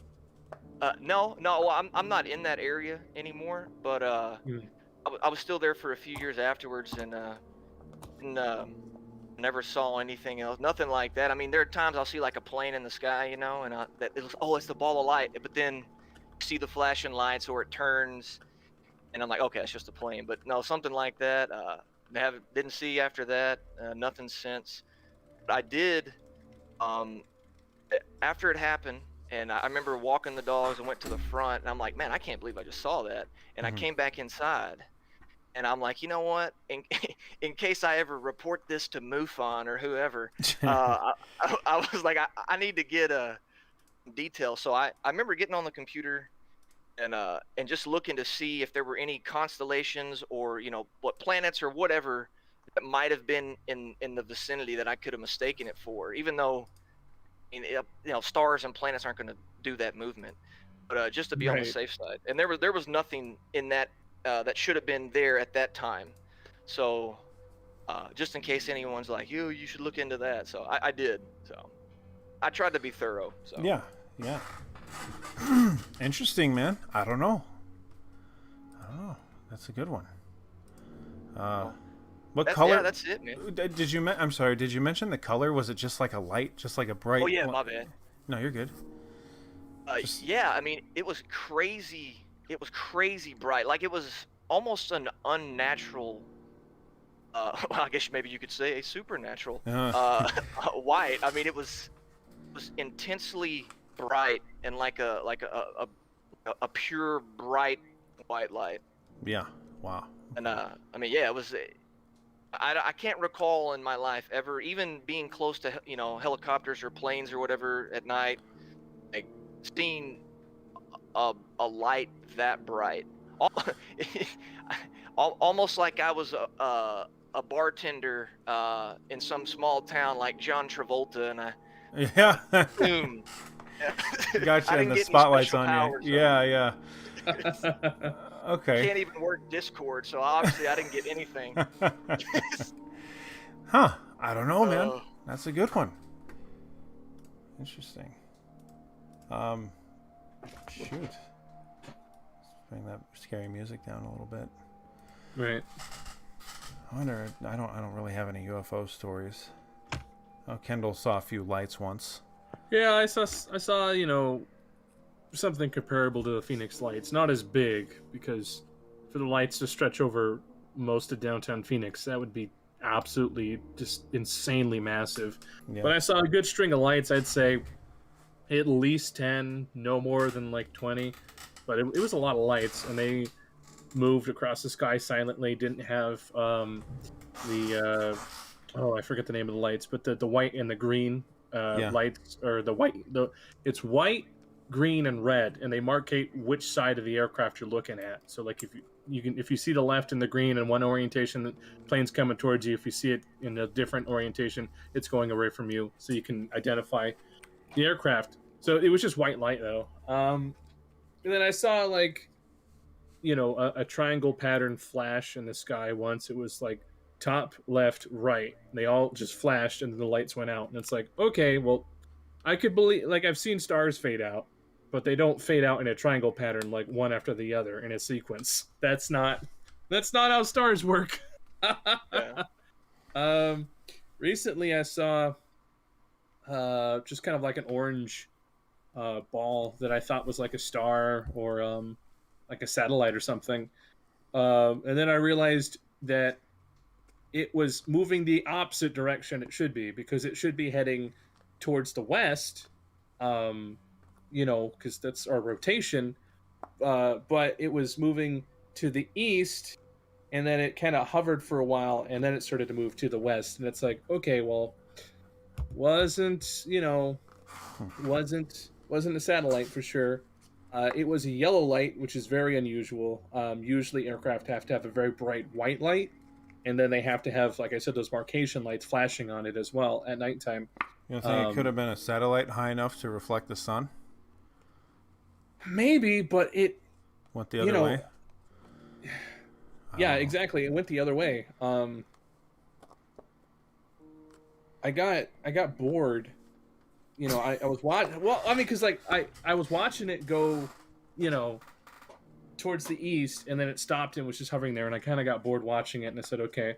So I hopped back in the Jeep because, I was kind of just gawking at it, and in the parking lot or wherever I was, and so I kind of like, okay, well, it's time to go. So I went back home, and by the time I got home, I looked out my window, of my room, and I noticed it was in a like a low position heading west. So yeah, it definitely moved substantially while I was driving back home. Move on. But there wasn't any flashing lights or anything. That was weird. It was weird. It looked like it was, like Mars. Like when Mars is visible, it's that kind of color. That's exactly what it looked like, but it definitely was not Mars. And I don't think this is the right time to see Mars. So yeah. So that's my most recent UFO thing. But I don't get too excited about, aliens and all this stuff. UFOs to me are literally just UFOs. Aircraft I cannot identify. That's it. I'm not jumping to any conclusions. Little green men are invading, or reptilians are running my government. The government's doing its own, job of ruining itself. But that's a different story. A different podcast. Maybe y'all should do one of those. What? Maybe. Wow. I don't know. I don't know if people are ready for our opinions on matters such as that. Anyway, yeah. So, I whenever I see UFOs, the first thing I think of is like, why me? Why do I have to see this shit? I just want to go home.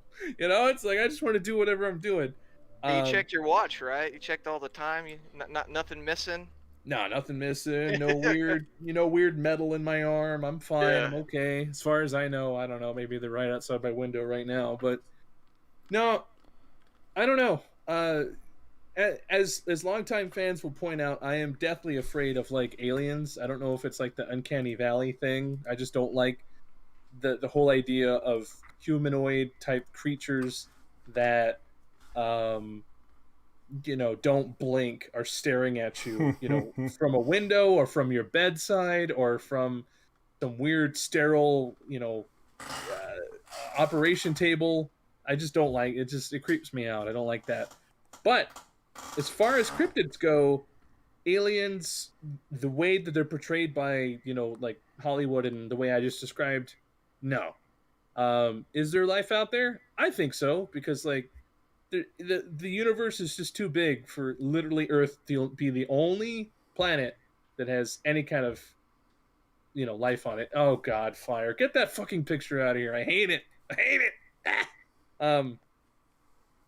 But as far as what that life could be, I don't got answers for you there, Chief. But I really doubt that aliens look the way that we think they look. But yeah, I I I appreciate you, just being open and prefacing your thing that you think that aliens, are not. It's an interesting take. Yeah, you think they're domestic, that they're from some sort of, or not even domestic. You think they're from a different realm, basically a spiritual realm, which is interesting. Yeah, I've had a couple people try to convince me that they're interdimensional, and I don't know about all that. Spiritual, maybe. You didn't see Crystal Skull? You mean the best Indiana Jones movie? Yeah. You mean the one we don't talk about? Part time.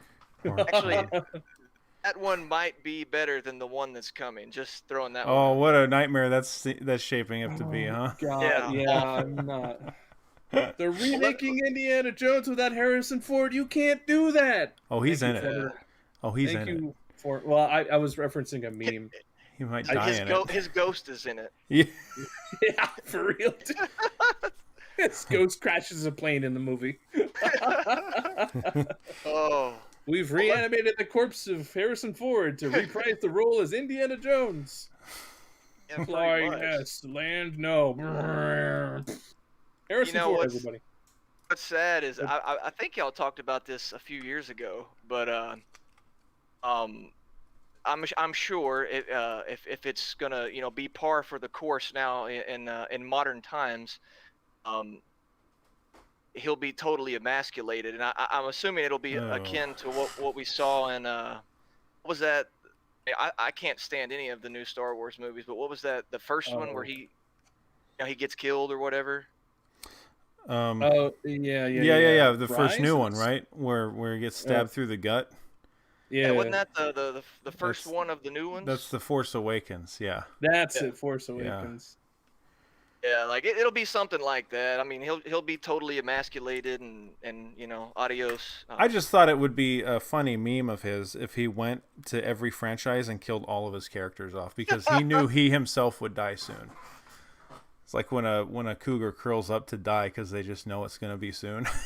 they know it's coming. What about that? So how would that work in that one movie where he's like is he a lawyer or a detective and he's in an Amish community? Oh Jesus, the witness. The witness, yeah. Well, I mean he can just come back and retire to the Amish community, and then he dies of a heart attack. There you go. Fugitive. How's he gonna die in that? Oh, that's easy. A man with a prosthetic arm. An arm. He had a mechanical arm. Oh, that's it. That's the line. How dare you? How dare you? I want my family back. Oh, Harrison. Oh, hey, I'll say this since you brought it up. You're talking about my take on it.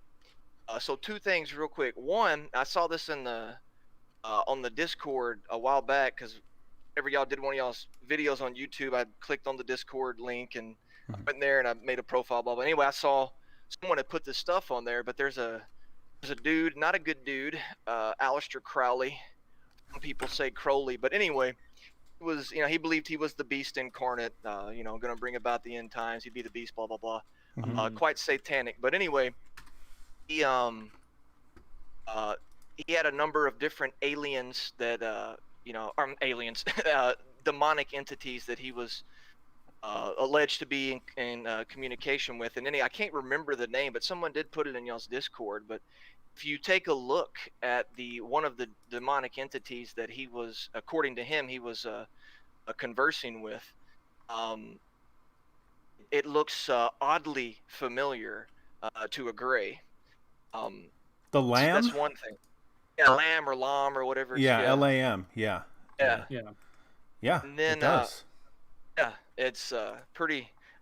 In y'all's terminology, I think that's kind of spookus. Oh yeah, very totally. And it's like when you see images of that guy, like when you see images of that guy or the lam, it's like, God, you looking at it feels a little dirty, even, you know? Yeah. Yeah.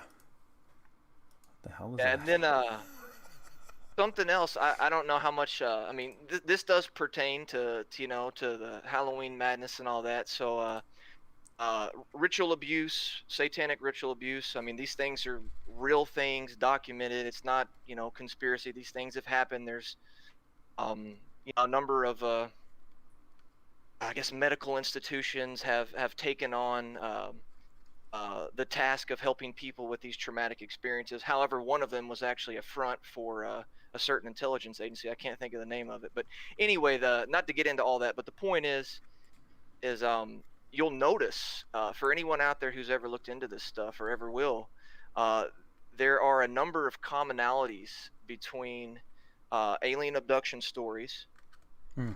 MK Ultra stories, people who were um, abused, tortured, the various experimentation that took place. But satanic ritual abuse, alien abduction, and MK Ultra victims, if you check those three groups out and look at the testimonials, you'll see a lot of overarching things. So I don't know, just food for thought. Interesting. Yeah, it's kind of like if the boot fits, you know. Interesting. Yeah. Creepy. It's creepy shit, man. All that's creepy stuff. I don't know. Uh-oh. I just heard a doot-doot, like my headphones are about to go out. Hang on. Uh-oh. Uh-oh. Better charge those bad boys. Let me switch here. Get that out. Yeah, I do have. I mean, if I need to get off, y'all just say, hey, Hoss, get off. But I do have one more quick thing I wanted to ask you. I've been wondering for years. Sure, man. Let me switch out my headphones real quick before you do that. Okay. Yeah. Keep them all busy, Kendall.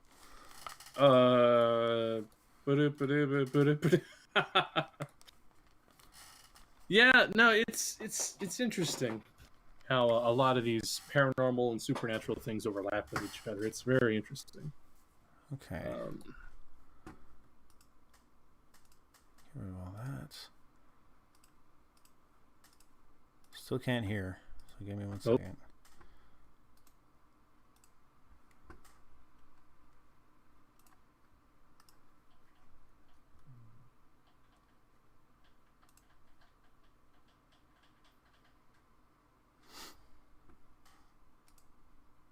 Uh-oh. Uh-oh. Okay, hang on. What's going on here?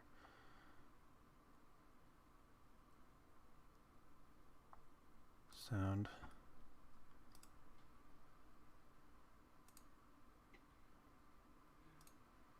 Oh, okay, coming through those speakers. Wrong speakers. Hang on, this is a nightmare. 1 second. Complete nightmare.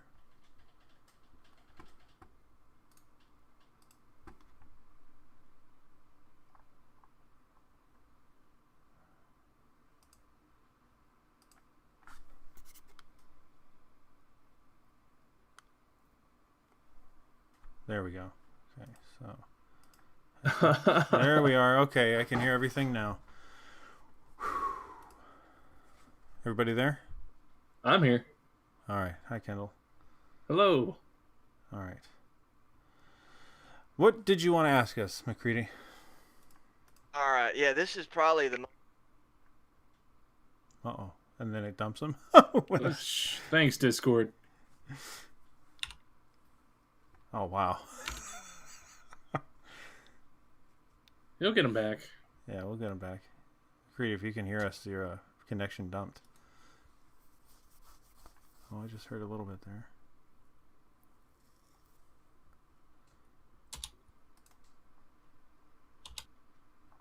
Oh, great. We got a bunch of creepy shit in the Discord. Yeah, I just kind of stopped looking.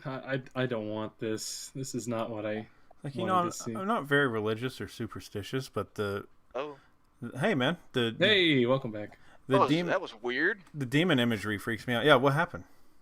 I have no idea. Weird. Well, let's it see. It could be my boomer tech skills, but I don't. Could be. I don't know. That was all good. You've had a good connection all night. What was your question, man? Yeah. like I said, most important one y'all I think y'all have ever been asked before, but y'all may have explained it, so if you have, my bad. But what is sporpus? And before you answer, is it like, like you get words and you take them and they have their own connotation, and is it like a is it like a type of, not literal, but like a metaphorical, like ghost jizz or something? Or is that a total ridiculous take on sporpus? Like that's sport. Or, anyway, I don't, never understood what that is. I'm Okay. trying to. Here's what sporpus is. So the last year or so, something in my mind has been like what do you call it? Like just rotting away or something, because I've taken the filter off and I just say shit, right? and sporpus is spooky for humans. So, but it's like, how many times can you say spooky and it doesn't it gets boring. So, you just start saying sporpus and you just try to make words sound as disgusting as you can. That's all it is, and it's turned into its own sort of terminology. So, what sporpus actually is. Like if you were to put an entity to sporpus, I imagine it in my head as like a blob, like a black blob, just enveloping you. It's spooky. It's scary. It's sporpus, but on Halloween, But as far as where it came from, it just came from me getting bored saying normal words. so I say shit that no one understands. Okay. Like, okay. Yeah. Okay. So I got it. And you can run with it too. Sporpule, patorpule. Yeah. It's like, crungus is another one. If you get crungus, that means you get fucked up. Yeah. Right. Okay. If Bigfoot crunguses you, we all know what that is. Bigfoot crungus my family. I watched. Yeah. Yeah.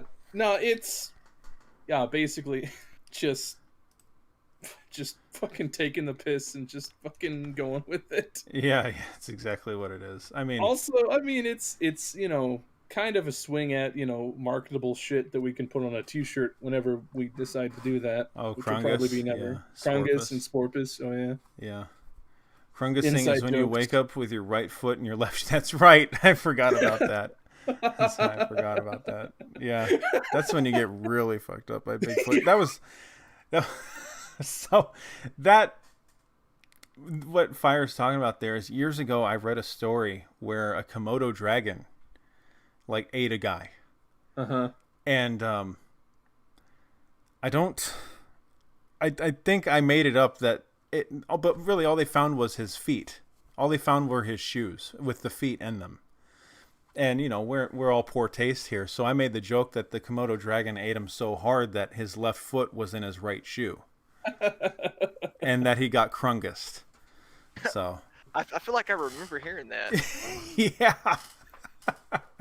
Was that from like a missing 411 type thing story? I heard the Komodo dragon thing before I ever knew about David Paulides. That was probably like the first 2 years of doing Best Five.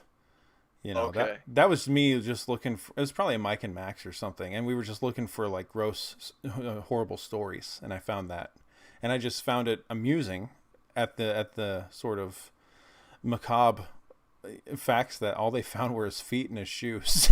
What the fuck? Anyway, so yeah, that's where that sort of little language comes up, or spookus, yeah, spookus, sporpus, sporpule, crungus. And, all right, okay, I'm tracking. Yeah. Well, basically, my inference that it was what ghost jizz was a little off. But what I meant by that is, like, when I hear y'all say it, it's like, oh, that's sporpus. It's like you're joking, but it's like something scary. Yeah. It's like kind of turning you on, not in like a perverted way, but you know what I'm saying. Nah. Like if it's no. I don't mean like in like a dirty way. I just mean like, oh, that's sporpus, man. Like that's a good creepy story, right? Oh, Yeah. Yeah. I see. Yeah. Okay, It's like okay. a creepy boner, if you will, if that makes sense, but not in a dirty. You see something? I don't know. It probably don't No, make sense. I mean, you're describing exactly how we use it. I'll send Max a thing, and I'm like, "Yo, dude, check it. Pretty good sporp." And he's like, "Oh yeah, that's sporpus." Yeah, that's You know? okay. Yeah. I'm not off on that. No. That's I'm in there exactly a how little bit. that's the slang that we throw it at each other with. We're Mhm. creating our own lexicon here of Yeah. just made up dumb shit. Yeah.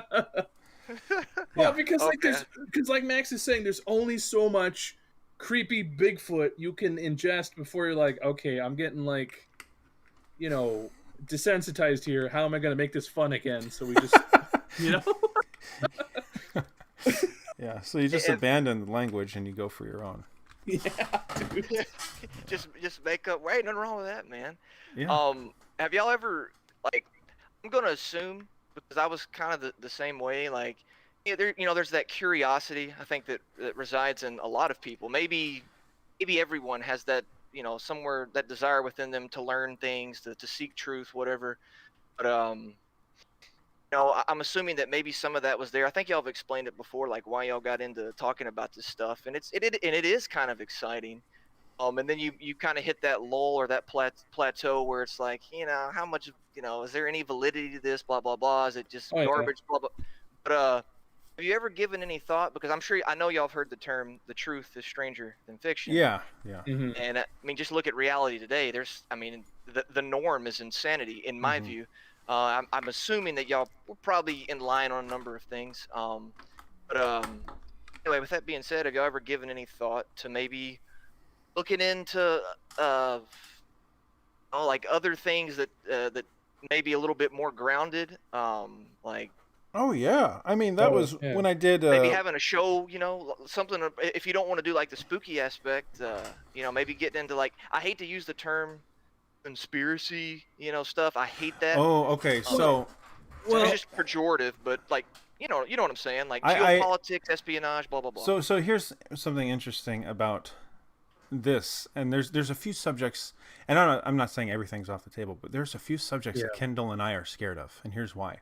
Because Yeah. a while back, we did something on the Men in Black, Mm-hmm. and I don't know if it was like, I don't know if it was a joke. I don't know if it was a legit email, but we got an email that came to I shouldn't even be saying this. It freaks me out. We got an email that came to the email that the channel uses that we don't really put out there. And it was basically saying like, you guys should fact check and take this down and reiterate your statements, more or less. And I was like, what the fuck is, and that had to be like 2013 or something like that. And I was just like, Yeah. I took it down. I was like, I'm not even going to fucking fuck with this. It's too creepy. It was way Right. too creepy. And and people, it wasn't like, because it was threatening. Yeah. They wrote it from a position of they were in control. Usually when we get people saying, oh, I'm a Bigfoot expert, blah blah blah, and Yeah, it's you like guys are funny, full of shit. Yeah, it's just you can immediately see this guy and goes, yeah, he's just some sweaty, dude behind a keyboard. But this and it wasn't like trying to act like I'm an official government agent. It was just threatening. And like I remember, like Max says, like, yeah, Slick, what do you want to do? And I said, like, you want to pull it? And he's like, yeah, I'm just gonna pull it. yeah, it's too creepy. Heard me out. Sporpus. Yeah, because like they did their homework. They didn't just use like the basic ways of contacting us. And even then, there were a couple ways. There's more ways to contact us now, but back then there was like 2 or 3. They went directly and hunted down our. It wasn't even a Gmail back then. It was like a Hotmail. It was a Hotmail. Yeah. Yeah. Yeah. And we didn't put it out at all, really, at that point, because we weren't really. We weren't streaming yet at that point, really. 2013. I mean, maybe we were, but we weren't like. It wasn't like this. Yeah. And it was like if you send in a story, send it into the YouTube channel because YouTube had an inbox back then. Mm-hmm. So that's weird. how most people would contact us. But yeah, no, like getting a direct line to us and basically like threatening us about our misinformation, and well, not even about our misinformation, like basically telling us that like we need to change our tune. It's like, why though? He never said why we needed to change what we said, but it's like we struck a nail with this guy. We like I don't know. Yeah, and like Max says, I don't know who he is, where he's from, but No, I don't know. I don't even remember the video. If anybody has ever seen that video, you probably one of the few. I think it had like, the other weird part is it probably had like 20 or 50 views when we got that. It was like the day after. Yeah, it just posted. No, I think because back then we were still posting kind of like semi-regularly. Yeah. Yeah, But I don't know. It was weird, and it was just like, it could be totally a guy, a fan, or a heckler or whatever. But man, it kind of just, there was something about it that just like, it gave me the willies, you know. And beyond that, if we were on a different platform, I'd be a lot more comfortable talking about certain topics. But just like on YouTube, especially now the way things are, it's like, yeah, I just rather not, because it'll end up Max and I, slipping out some opinions, and they may not, agree with the current. Oh, you offend everyone now, no matter what. Oh you God, say. yeah, and it's no secret that I'm a pretty staunch, anti-communist, and so like you mentioned, certain countries that are sovereign, but other countries that don't consider them sovereign, and I start getting all worked up and start saying things that YouTube likes to censor. Or when you talk about, it's interesting you mentioned conspiracy theories. I'll touch on this a little bit. So there is a thin line when you cross that line when you start talking about like reptilians, like Hillary Clinton is a reptilian. Great, we're gonna get banned now because I divulged the truth. When you lean too much across the line into that area, you'll lose me.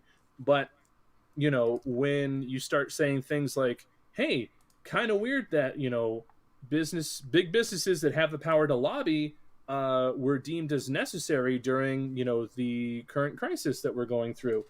That's strange how that works, right? Yeah, exactly. But if you bring that up, people will call you a conspiracy theorist. But it's like, dude, it's literally look with your eyes. Like that, mom and pop shops are told they are not necessary, even though that's their direct line of income. They have to stay closed. But these megacorps that can float through these exact scenarios because they have, investments and stocks that they can liquidate to keep themselves afloat, they're necessary. Anyway, see, I'm already getting political with you here. Oh no, no. Hey, I'm tracking. Trust me, I'm tracking. Like you can look back about a year. I know this is totally off topic, but I'll say just real quick. You can look back like a year, and like all of these giant corporations, and especially the banks atop of them. But these corporations were like hundreds of billions of dollars if you total it together in profit, while small businesses, medium-sized business, were like hundreds of billions in the whole. And that was approximately a year ago. I cannot imagine what it is now. Well, yeah, but anyway, it's just insane. Like, so when you start talking stuff like that, or when it just irks me when you hear on like a lot of news sources, again, I'm not going to be getting too political, so I won't name names, but a lot of news sources say like, trust the government. You're a conspiracy theorist if you don't. Meanwhile, let's take a trip in our Wayback Machine and look even like 30 years ago when these same news outlets were doing, exclusive stories on how, certain organizations botched this or what really happened at the Bay of Pigs. And it's like, okay, but now suddenly the CIA doesn't do anything wrong, Yeah, they're good now. Yeah, they're good. Yeah, even though in the 90s when they all the whistles got blown in the 90s on these organizations, thanks to things like Waco and Ruby Ridge. Here I go getting political again. Keep on there was a lot of whistleblowing, and there was no repercussions. Like, of course, all their investigations come up. Oh, we did an internal investigation. Nothing was found wrong on our part, and then nothing came of it. But now suddenly, I'm a conspiracy theorist if I do not trust these organizations that have a track record of screwing us over. Yeah, sure. Let me just vote for, the Patriot Act. I would love to legalize the actions they're already doing against free citizens anyway. Again, here I go getting political. That's all right. Talk about an oxymoron. Exactly. But yeah, so like that stuff, you can tell I'm very passionate about this kind of stuff. Yeah. I'd love to talk about it more if I had a platform for it. But lizard people, no. That's a little too much for me. Surprisingly, the UFO stuff, is within my boundaries. It's on my side of the line. I'll talk about that because, dollars to donuts, if this stuff is falling from the sky, the government's going to take it up and they're going to not want you to know about it, for whatever reasons, whether it's because they feel like it's a threat to their power. Is it because they don't understand it? Is because they don't want people trying to profit on it, so whatever the reasons is, if, spacecraft are landing, it's pretty plausible that your government doesn't want you to have this kind of technology. Last thing they want is, people running around with ray guns and Jetsons cars. So, I'll talk about that kind of stuff. And I'll even dip into Max's pond a little bit and talk about the weird things that happen around Bigfoot sightings, especially up in the Northwest area. Max has kind of turned me on lately to start looking into, what happens after a Bigfoot sighting. People start reporting basically the Bigfoot equivalent of Men in Black. There's like a guy who looks like a hiker and a dude in like a polo, like that's tucked in, that'll show up and start like, asking weird questions. There'll be, government cars rolling around. There'll be helicopters sometimes that go check out areas after, there's been a major sighting reported into, a police department. Stuff like that. So that's all interesting. And there's some documentation I finally started to find that's starting to shed light on that. So I'd like to know more about, like, because it's entirely plausible that programs like Project Blue Book were a front to ease the American people that your government cares, your government's doing its job. Oh, look, we found nothing wrong. You can forget about the whole thing. Meanwhile, they actually have like a paranormal wing that goes out and takes all this stuff actually seriously. It's not that far-fetched of an idea because a recent poll showed that almost, half of adult Americans living today believe in the paranormal. So, it's reasonable to think that there's some sort of agency, maybe not all the way at the highest federal level, but there's got to be some agency that does go out there and check into this stuff, even if, it's not publicly known. Because what is publicly known is our government does have a black budget.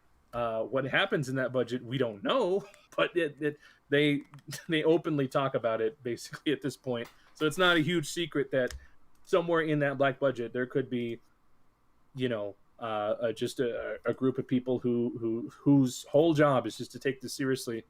And it's interesting because Ash can tell you about this too. Like on the Navajo reservation, their police departments, you can call them in and say you saw Bigfoot or Skinwalker or UFO, whatever. They have to take it. They take it seriously, and they have to go and do a report and check it out. So I realized that that's, different from, our government.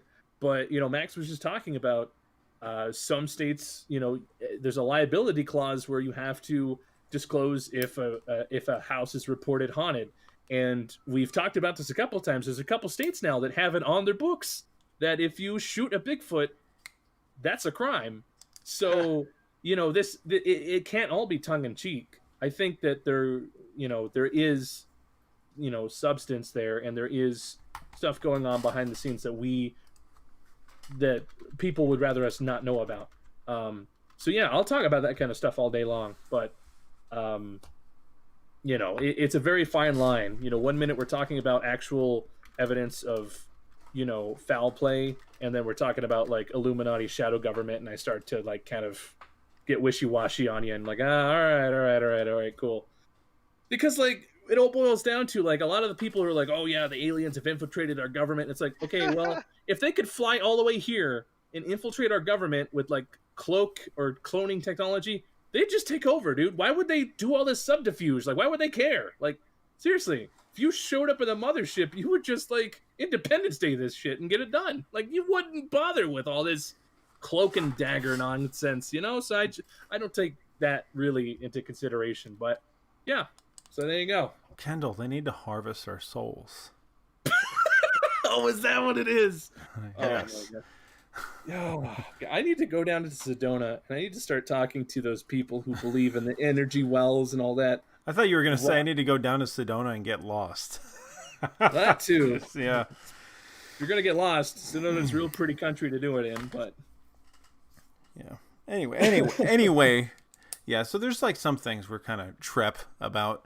As far as like real things, I would like to start doing Odd and Unexplained again, where it was real things. You know, like a person goes missing, this lake explodes. You know, whatever. Like, stuff. yeah, I think that's awesome. So. Something we don't really talk about, and Max and I have been really wanting to talk about, is the plausibility of Bigfoot actually being some sort of like North American great ape that, you know, at one point lived on all the continents before they all shifted. Because we've got this video that we've been sitting on, spoiler alert, about the Russian wild man, and it is a doozy. It makes my skin crawl. It's one of the few videos that I've seen in a long, long time that's actually made me go, "Oh my god, what the hell is that?"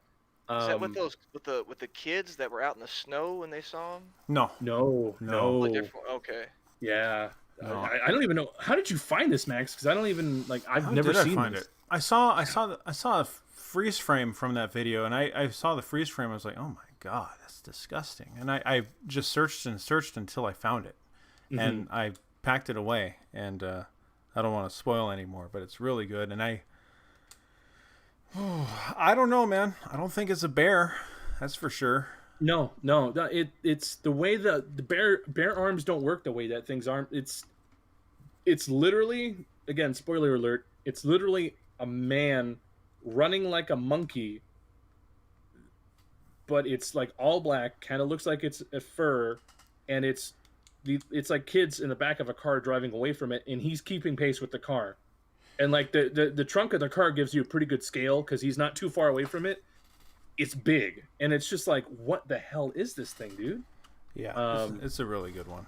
So, you know, that's something. I love all the 411 stuff. You know, I'd love to start jumping into that realm as well, because people are the real monsters, and like it's so fascinating to me how many, not even people, you know, on Earth disappear a year, but just how many Americans disappear a year. It's just insane because of, like, you'd think with cell phones and everything that we have, just the amount of people that literally just like, bye, I'm gone.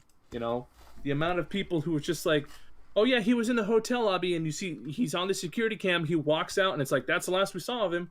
He's been gone 2 years, and it's like, what the actual, like, how do you do that? Like, how do you just disappear?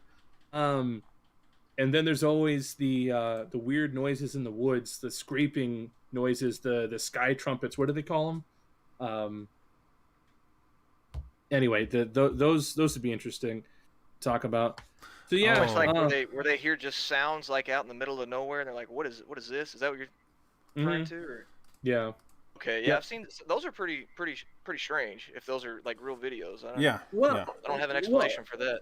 That's the thing, though. It's like, you know, I used to think, well, it's so easy to fake because you just overlay a sound. But then recently, it's about 2 years ago at this point, there was one that came out in China, and there was like just an entire group of people, you know, all like they were on this trail, and it was like a goat path along the side of a hill, and they all stopped and had their phones out and were looking, and it's like, you know, that's a little more legit because they're not just like, you know, off the side of the road making a quick video to see if they can spook somebody. They're out in the hills of, you know, rural China with a tour group, and everybody's like reacting, you know, in sync basically to the noise and looking around. It's like, that's pretty convincing that, you know, there is an event going on. What it is, don't know. I mean, ancient ones, you know, fucking Godzilla, you name it. It could be anything. But you know, that's interesting stuff that I say is a little more grounded than some of the other stuff we cover. I actually just now had an interesting thing happen. What's up? Okay, so do you remember that Bigfoot video that I sent you last time, Kendall? It was very, very clear, and it was upright walking, and it was about 15 seconds long. Oh, and it was like right there? Yeah. Well, I also sent that to Lee, and I just scrolled up to the link and I clicked the link, and the link is now private. Weird. Yeah, and I can't even find this video anywhere else. Well, either. So that's what I'm talking about, man. It's like, and then there's the one a few years ago where I swear it was. Let's see. I'm just gonna link it here. That's the link. Anyone that wants it, it's in Discord. If you can get that video to one day play, it's really good. But about 2 or 3 years ago, I heard a story where a guy called in saying that he called 911 and he said that he had killed a Bigfoot. And basically, the dispatcher was kind of like, "Oh yeah, well, how do you?" He was saying, "Okay, I got a Bigfoot on my land." And I'm sorry if no one here is interested in Bigfoot. That's just the conspiracy I follow. But he says, "Oh, I have a Bigfoot on my land." She's like, "Oh yeah, well," and she's kind of joking and she's talking to an officer you can hear, and she's like, "You might have to go out there and check this out," or something to that extent. And she says, "Well, how do you know you have a Bigfoot on the land?" And he says, "Well, it's in front of me. I shot it. It's dead." And her tone was like, "Oh, okay, that's not good." Just like everyone got really serious. And part of me is like, okay, well, clearly it could be a person. Maybe they're thinking that he just shot a guy or something like that. But the story went on to say that neighbors in the area, later that night, there was a silent black helicopter grid searching the area over his property. And then I went back to send that story to Kendall a little while later, and I cannot find that story anywhere. Like, it is gone. And I swear I heard the audio, and I swear I read the story, and it's just completely gone. And it's like, well, what the fuck is going on here? It's hard enough for something to disappear from the internet. Should somebody, God forbid, say something offensive on Twitter, right? Yeah. But when something like this, or this video just now, it's like, it's gone. It's just disappeared. And it's not like a Mandela effect. Like, I heard it. And I heard this guy say, "Well, I know because I shot it." And I'm standing in front of its body. And it's like, where did that go? Weird, man. It's weird. So, yeah, Sora's right. Always download the video. Yeah. Anyway. Y'all could, like, I could be wrong on this, but I think kind of what y'all done, I'm not saying that y'all got necessarily tired of this, but I mean, you've kind of said in so many words, it's like there's only so many videos that we can take, and I've noticed, and I enjoy it because I do think y'all ping off of each other very well. Obviously, I'm pretty sure a lot of y'all are buddies that go back, at least some of y'all, and so you have this natural camaraderie. You got your own style of comedy. I find it funny. And you kind of mock some of these videos, which I find hilarious. And yeah, but y'all could still do that. That doesn't mean that, because I know there are people out there that take a lot of this stuff like insanely seriously. And I'm not discounting. Obviously, I said I believe in the spirit realm with the supernatural. Yes, I do. I just personally don't think they're extraterrestrials. And I have reasons for that. I'm not gonna get into all it. But anyway, the point is Kendall, you brought up paranormal stuff. Well, there are multiple universities. By the way, Ghostbusters wasn't totally wrong. There are multiple universities that have paranormal research departments. That's a 100% fact. And it's not that MK Ultra was a good thing. It's actually a massive program. That's just the umbrella term for a multitude of things. Looking into that stuff is insane. But they had paranormal aspects to that as well. One of them was called Operation Stargate, and I'm not saying the movie is completely accurate, but The Men Who Stare at Goats, there is a lot of truth to that, the remote viewing, stuff like that.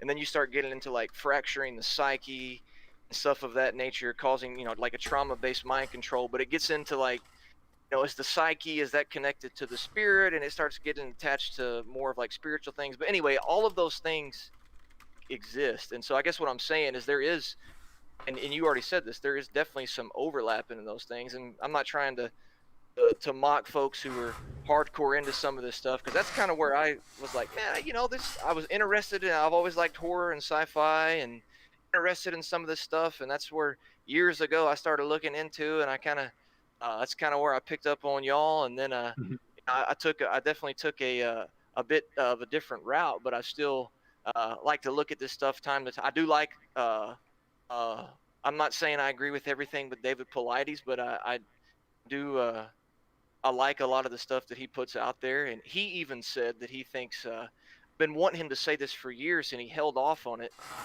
I think he thinks there's some sort of interdimensional, maybe alien or supernatural component to Bigfoot, and maybe even a technological one, which maybe would, could indicate aliens or maybe some sort of government involvement. That's where I would lean towards. But he did say that he thinks that the government is playing a role in a lot of these disappearances, and that does.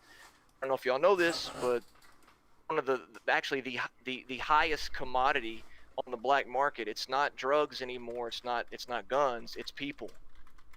Human trafficking. You want to talk about real spookus?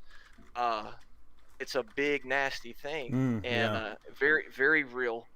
Um, you can think of one guy who was doing it for certain reasons, who may or may not be dead, and allegedly killed himself a while back, involved in the human trafficking thing for political blackmail. But anyway, Right. the point is yeah, there's a lot of that stuff. It does overlap, and I was just Paulides even called out the government, and that's what I think a lot of it has to do with is a lot of deep operations, a lot of the funding for things, black budget or funding that goes to things that seem legitimate, wind up going to programs that we don't necessarily know about, and I don't know. Anyway, just I think y'all are talented. I guarantee you that the chat's probably like, this asshole needs to shut up. But but I guarantee it. I ain't even looking at the chat, but I guarantee it. Like, these folks that listen to y'all and have stayed with y'all got some skill and some appeal.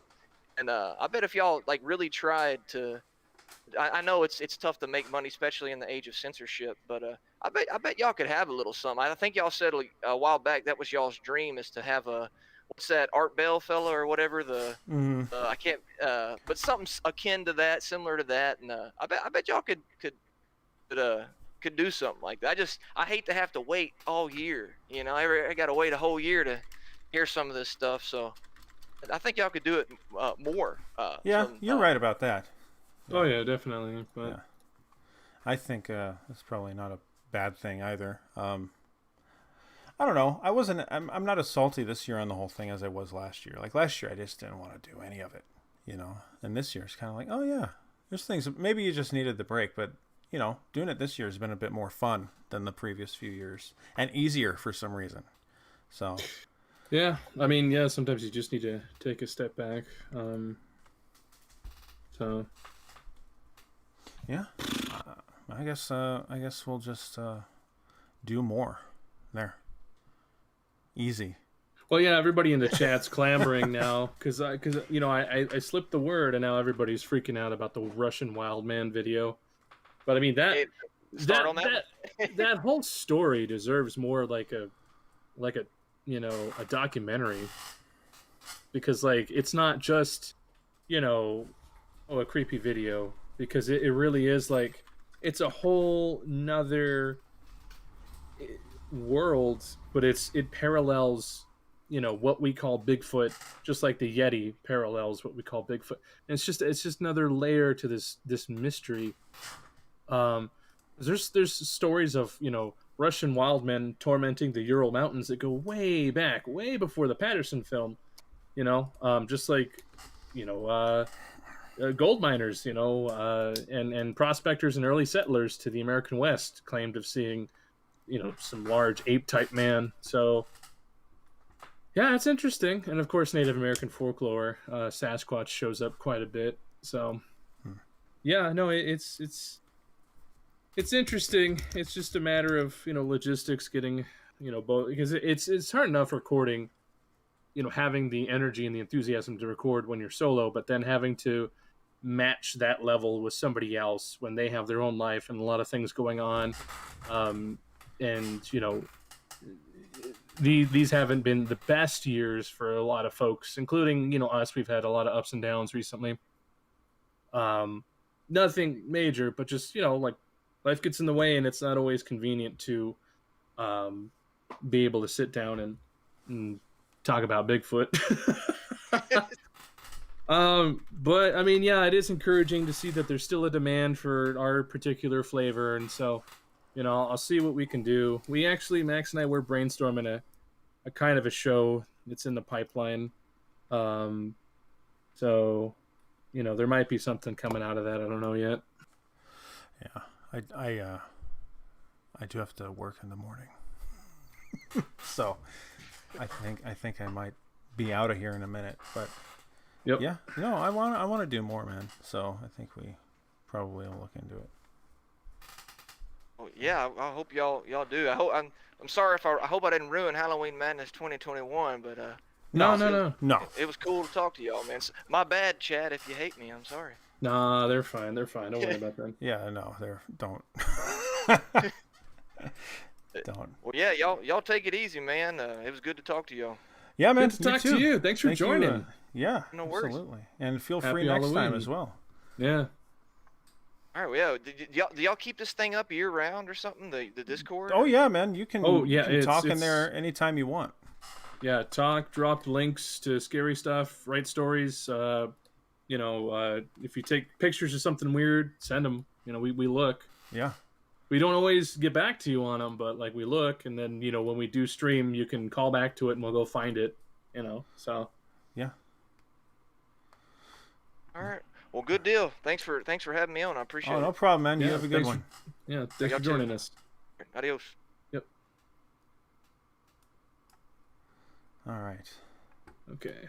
Let's get Fire in here and then wrap her up. All right. All right, Fire. Fire, unmute yourself, Hey. dude. Hi, Fire. Hey. I'm here. I'm shocked. The last year you had a good microphone too, and it still gets me. So, Max, call he it can't. last year. He can't live in a tin can forever, Max. that's true. I mean, I can plug in the old headset for No, old no, time's you're- sake. No, No, this you're is very good, very high definition audio. It's appreciated. All right, not too loud or anything. No, you're No, fine. no, man. no. All right, I'll sprint through this because I know it's way too late for Max. So what's going on, Fire? I'll cut my UFO story. I guess I'll just dive right in. Yeah. Yeah. Go for it. Yeah. Okay. So, big shocker to you guys. Mm. I grew up in a very strange way, or not strange, but unconventional. Okay. So He doesn't I have a grew up- belly button. You let out the secret, Kendall. Yep. Now I have to be Men in Black. They're coming for me. Mhm. I'm gonna be another skin pedestrian soon. Fuck that! I'm sending a hitman after you. There you go. Wow. Anyway, go ahead. So I live on what I call the frontier. A Uh-huh. lot of people think that was gone 100 years ago. I'm here to tell you that we might get internet up on the mountain, but it's still frontier. You go out there, cut your own wood in the summer, so you can survive the winter with your sad little 1920 stove. And we're out at about 8,500 feet, way in the middle of nowhere in the sticks.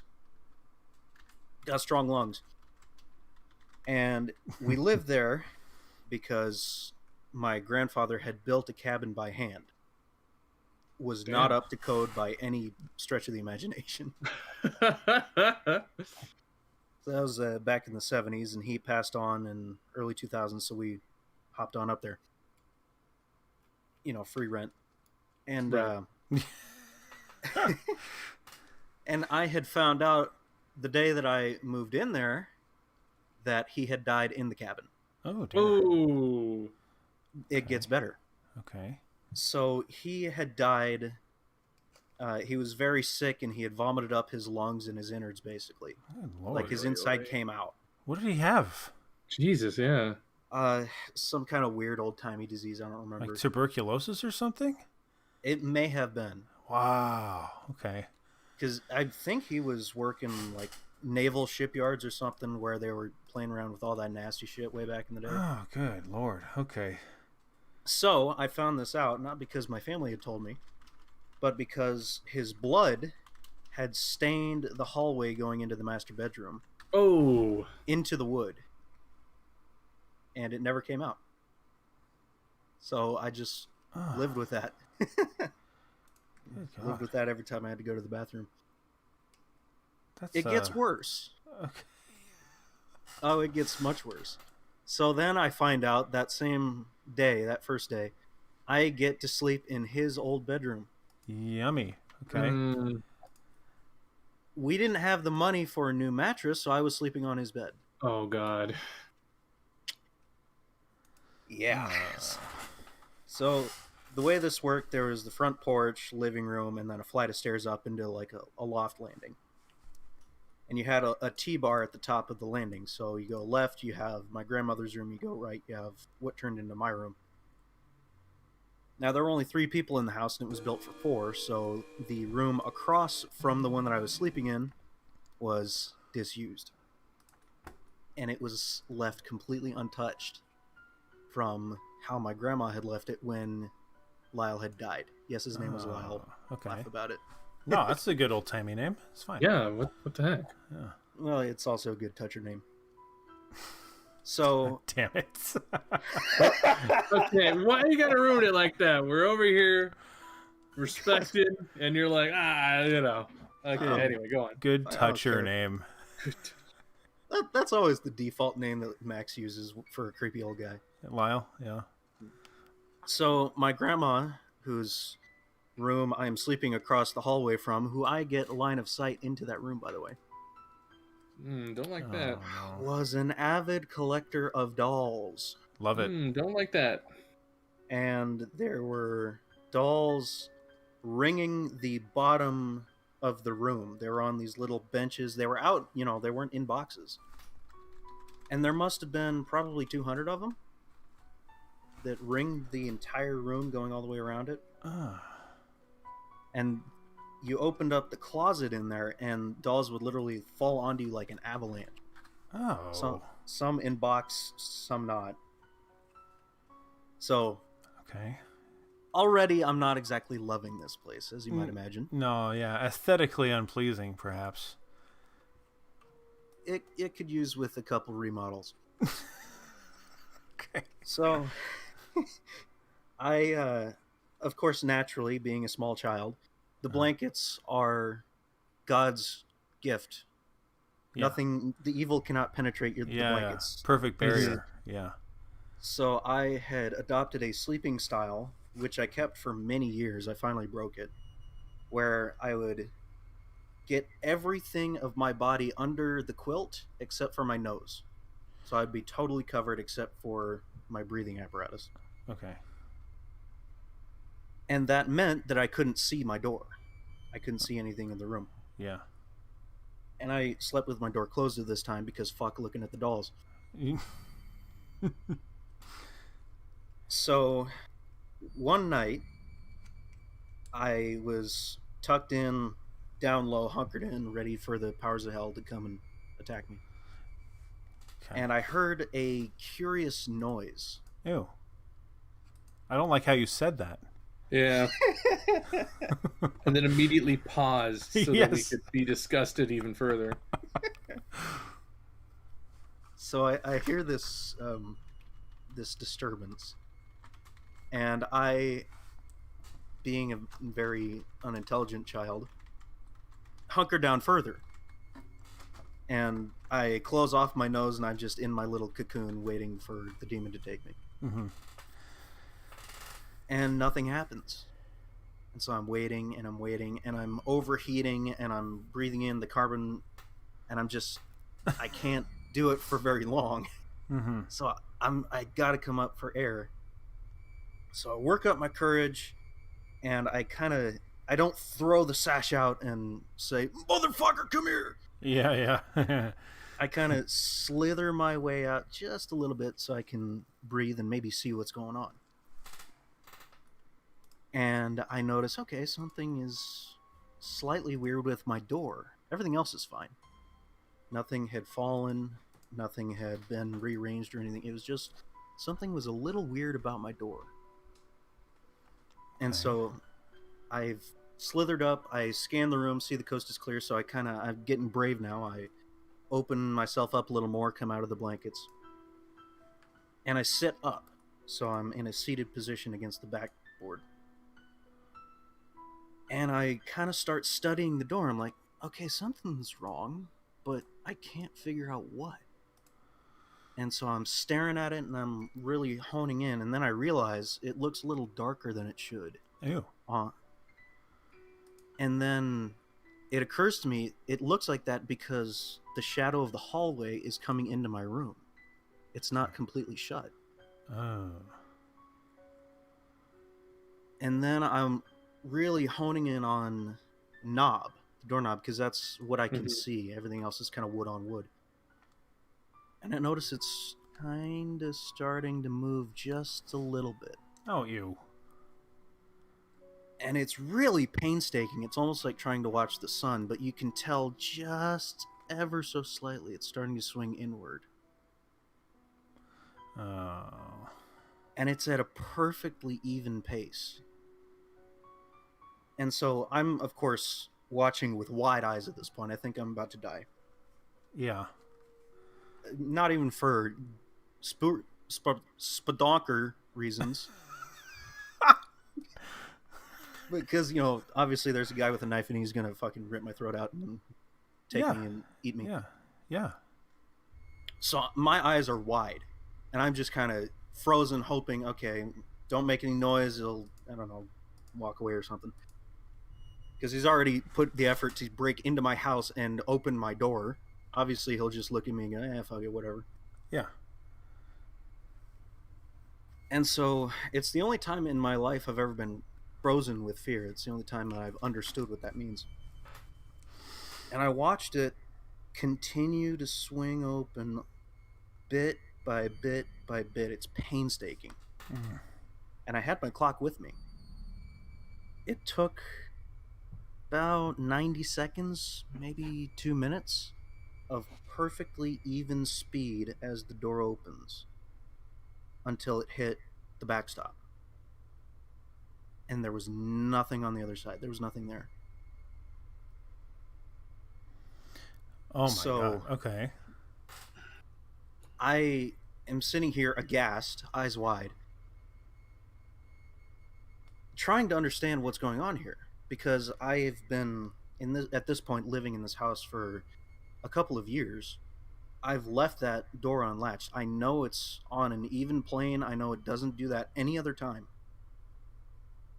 So I'm trying to figure out, well, I mean, is it like the heater, the stove, pushing the heat up into the hallway or something? Yeah. Yeah. But, you know, we had that stove running for every night in the winter, and it never did that either. So apparently I was just either ballsy or suicidal as a child. Eventually, I sort of slither out of the covers in my skivvies and meander across the room to face the powers of hell. Mm-hmm. And I start poking around, you know, because I'm still rational at this point. I'm trying to think, okay, was there like a cat that got in here, or a raccoon or something? Because that happened every now and then. I poke around the guest bathroom. I kind of peek my head into the doll room and then realize that's a mistake. And look around in the loft. There was no living entities. There was no breeze, nothing. It was dead. It was like weirdly static. And so I gathered myself up, meandered back to my bed, and there was an indent right in the middle of it. Oh, ew. An ass-shaped imprint that was still there. Ew. And as I walked up to the bed, it started to lift and lighten. Yeah. And, you know, I had shut my door again at this point. Yeah. So, no escape. No, I'm locked in there with, you know, the demon. Mm-hmm. So I decide to pretty much challenge it. And I sort of belly flop onto the bed right in the middle of where the indent is. And apparently that worked, because, you know, nothing came out of the rest of that night. I get back down in my little cave, and that's it. Somehow I go to sleep hours later. So that's sort of part one of the story. Yeah. First, let me ask you a quick question. Okay, I'm running through this so fast. No, you're good. So that you said you heard a curious noise. What was the noise? Was it the doorknob unlatching? It was not anything that I could recognize. It wasn't anything falling. It wasn't the door latch. It was... Oh, you're a 90s kid. You know the little rubber bouncy balls that you used to get? Yeah. Mm-hmm. It was sort of like when you would huck one of those real hard at cement down on the ground, and it would make sort of that springy, Okay. hollow sound. Yeah. Okay, that's a weird noise. It was kind of squishy. Okay. All right. Sure. Just once? Just the once. One boing, huh? Okay. Yeah, and it was fast, and it was pretty quiet. That's weird. Of course, that could have been just me being under a pretty thick quilt. All okay. right. Part 2. So, part 2. Okay. Obviously, after that disaster of a night, things are going to change. Yeah. So, in that same room, I had the bed that Lyle slept in, and there was a little fold-out couch, so he could have guests over in the room or whatever. 70s different time. Mm-hmm. And it was in couch configuration, and so I resolved that I was going to sleep on that. Yeah. So I took all of the blankets and the quilts and such and laid it over the seats to create sort of like a tent. And I jammed my fan into the void between the floor and the bottom level of the couch. So now I had a full cocoon. There was nothing that was getting in. Yeah, of course. And that was a pretty successful setup for a while. Until I had resolved to start sleeping with my door open, because I had realized a few years prior that closing my door was preventing the stove's heat from getting into my room. Yeah. And 8,500 feet, the winters are not exactly comfortable. Right. So I had my door open, and I'm doing what I always do. I had a little book under there, getting ready to go to sleep. And no noises this time.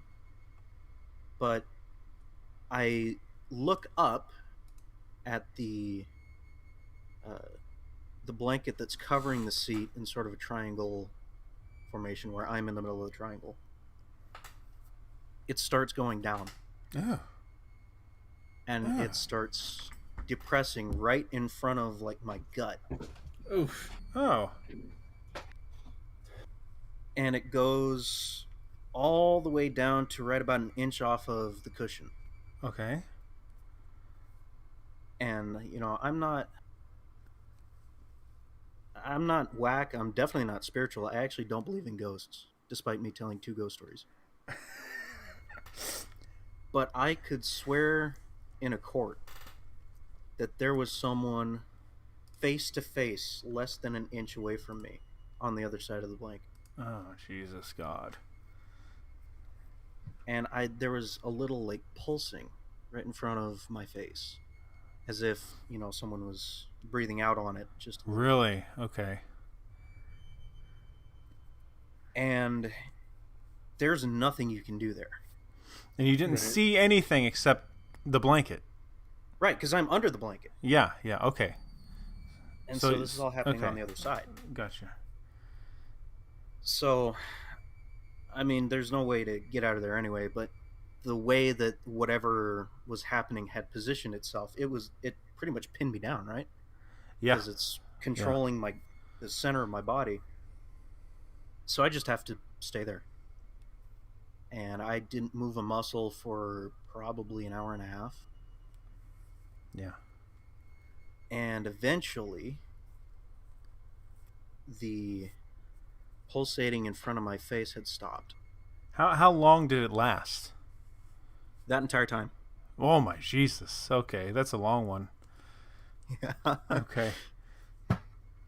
But the bigger indent with the more weight down in the center cushion where my torso was hadn't gone away. And so I went to sleep.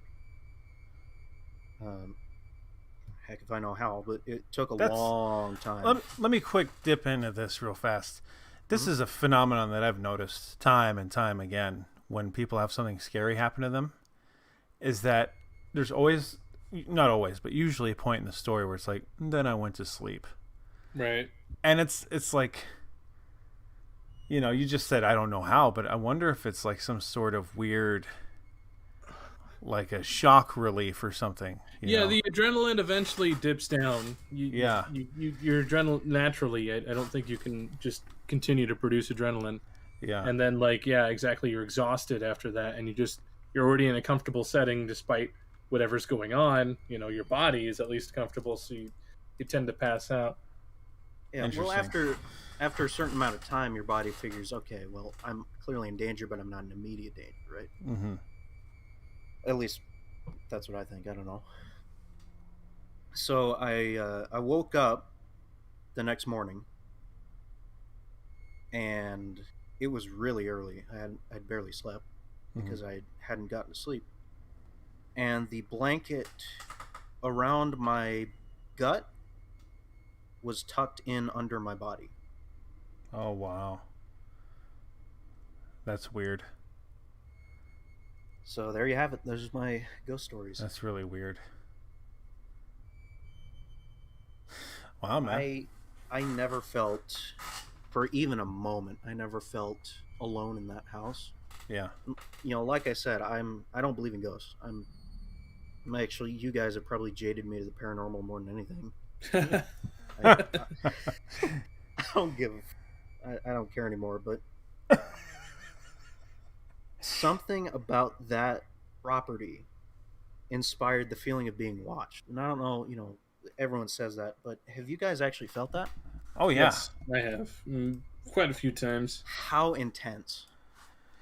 I don't know if I could compare it to that, where it's been like you feel it an inch away from you on the other side of the blanket, you know. Or I know that's not necessarily you being watched, but like that intensity. No, I mean, I've had moments, especially down in the basement of the hospital, where I'll be down there, and it happened maybe 2 or 3 weeks ago actually, and I sometimes work night shifts, and every now and then I'll have to go down there to like take a load of whatever, you know, and I'll open that little elevator opens up, and usually I feel pretty okay, but man, that one night it opened up, I felt like complete, total, like, I don't want to say dread. It wasn't dread, just like oppression.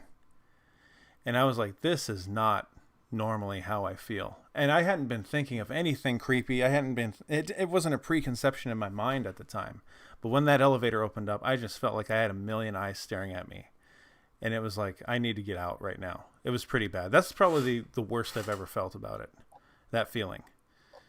You know. Yeah. And, you know, I don't know. You know, I'm that's how I've felt it before. That's the most recognizable one I could feel. Mm-hmm. So when I was on that property, the level of intensity of being watched is something that I cannot describe to you. Yeah. It felt like there was an apex predator, like a cougar or a bear. Yeah. 5 feet behind you at all times. Ugh. Like the entire back of your body would tingle. Yeah. And it was all the time. And it wasn't... Jesus. It was 24/7, 365, and it was just that property. You know, I walked down the street in the subdivision, totally fine. Now, let me ask you this. How long were you there? I was there 7 years. Oh, wow. Okay, so does your family still own the place? Yeah. Oh, yeah. There we go. When was the last time you were there? When I moved out, so that would have been 2013, spring of 2013. Yeah. Sounds like it's time to go hunt some Bigfoot. Jesus. I don't know. I would be a little curious. Go out there and beat the shit out of it with a baseball bat. Yeah, yeah. Damn right. Come here, nerd. Bonk. Throw Yeah, a man. Bible at it. Roast, Yep. bitch. Yeah. Not sure how much that would help, but Well, shit, man. That's pretty good. We gotta get Yeah, we gotta get you back there. That's what we gotta do. Oh, I want to go up there. That's an hour drive from where Travis Walton got took, so I'm gonna hit both. Ooh, it's in Arizona. oh, what? Up in the mountains. Oh. A place called shit. Alpine. Oh. Oh yeah, it is. No. Okay. Okay. I know of the country. I've not been out there. Too fucking Eastern Arizona is the frontier. It's so spooky out there. Fucking hate Eastern Arizona. And even like Show Low like Show Low's not that small. It's a small town, but it's not that small. Even like in Show Low, you just feel kind of like weird. Ooh, like no. It's Cold Kingman. All of the people are just a little bit off. Yeah. It basically is. Yeah, especially Snowflake. Snowflake's way smaller. Snowflake's God. Snowflake's like Williams, just minus all the charming shit. And it's just like, yeah, this is where you get took by aliens. I can see it. They have a badass temple out there, though. Yeah, there's a temple out in Show Low too. They're so fucking weird. They got Mormon temples at the wazoo out there. Well, yeah, it's all Mormon country. I mean, the Yeah, I reason guess that so. the reason that my granddad was up there was because he was a Mormon settler. Oh wow, I was born into a Mormon family. I didn't realize you had LDS roots. Yes, sir. Out of Mesa. Oh, All right. there you go. All right, Fire. Let's plan it. Yes, sir. I'll go out there, get took, No, yeah, seriously, let's plan it. Let's Oh. figure it out. Let's get Walton, and take pictures. And get Walton and shit. That's not that far away from Skinwalker land. No, No, it isn't. it's the same. Skinwalker Land's just north of there, dude. Yeah, Yeah. I know. I used to go up there to St. John's all the time. Man, okay, all right, we got a plan here. Yeah, we gotta go out there and do some sport or something. Lay waste to that shit. I Get Dude, pictures of my granddad's blood splattering in the hallway. Jesus. oh fuck I'm not staying in the cabin. I'm putting that out there right now. I'm not that brave. I'll like hang out most of the night, but when I gotta go sleepies, I'm going however many 100 miles away to civilization. You're running from the motel second sun goes down. That's about right, man. I ain't nothing doing. You know, ain't Zach doing it. Baggins got so haunted he needed glasses. Well, I Maybe already that's had what happened to me. glasses, so Yeah, maybe it is what happened to you. Yeah. It sat on my face while I was asleep. oh yeah. That's definitely what happened. Yeah, it's funny because I'm pretty sure Travis still lives out in that area. Because when I was up living in Flagstaff, one of my coworkers was a cousin to Travis, and she said, if he ever took the train, that she'd let me know so I could meet him. So I would assume that he was still in the area. If I remember, he's a little bit further west these days. I think he's in Heber. Oh, okay. I did some crazy deep dive on Walton some time ago. Yeah. Yeah, so I can know what to expect when I get took. No. Now let me ask you this, Fire, and this will be one of my last questions because I do have to go. Do you believe Travis Walton? He's one of the more credible abduction stories, I think. Yeah. And because I've been out in that country and I know exactly how fucking out there it is, Yeah.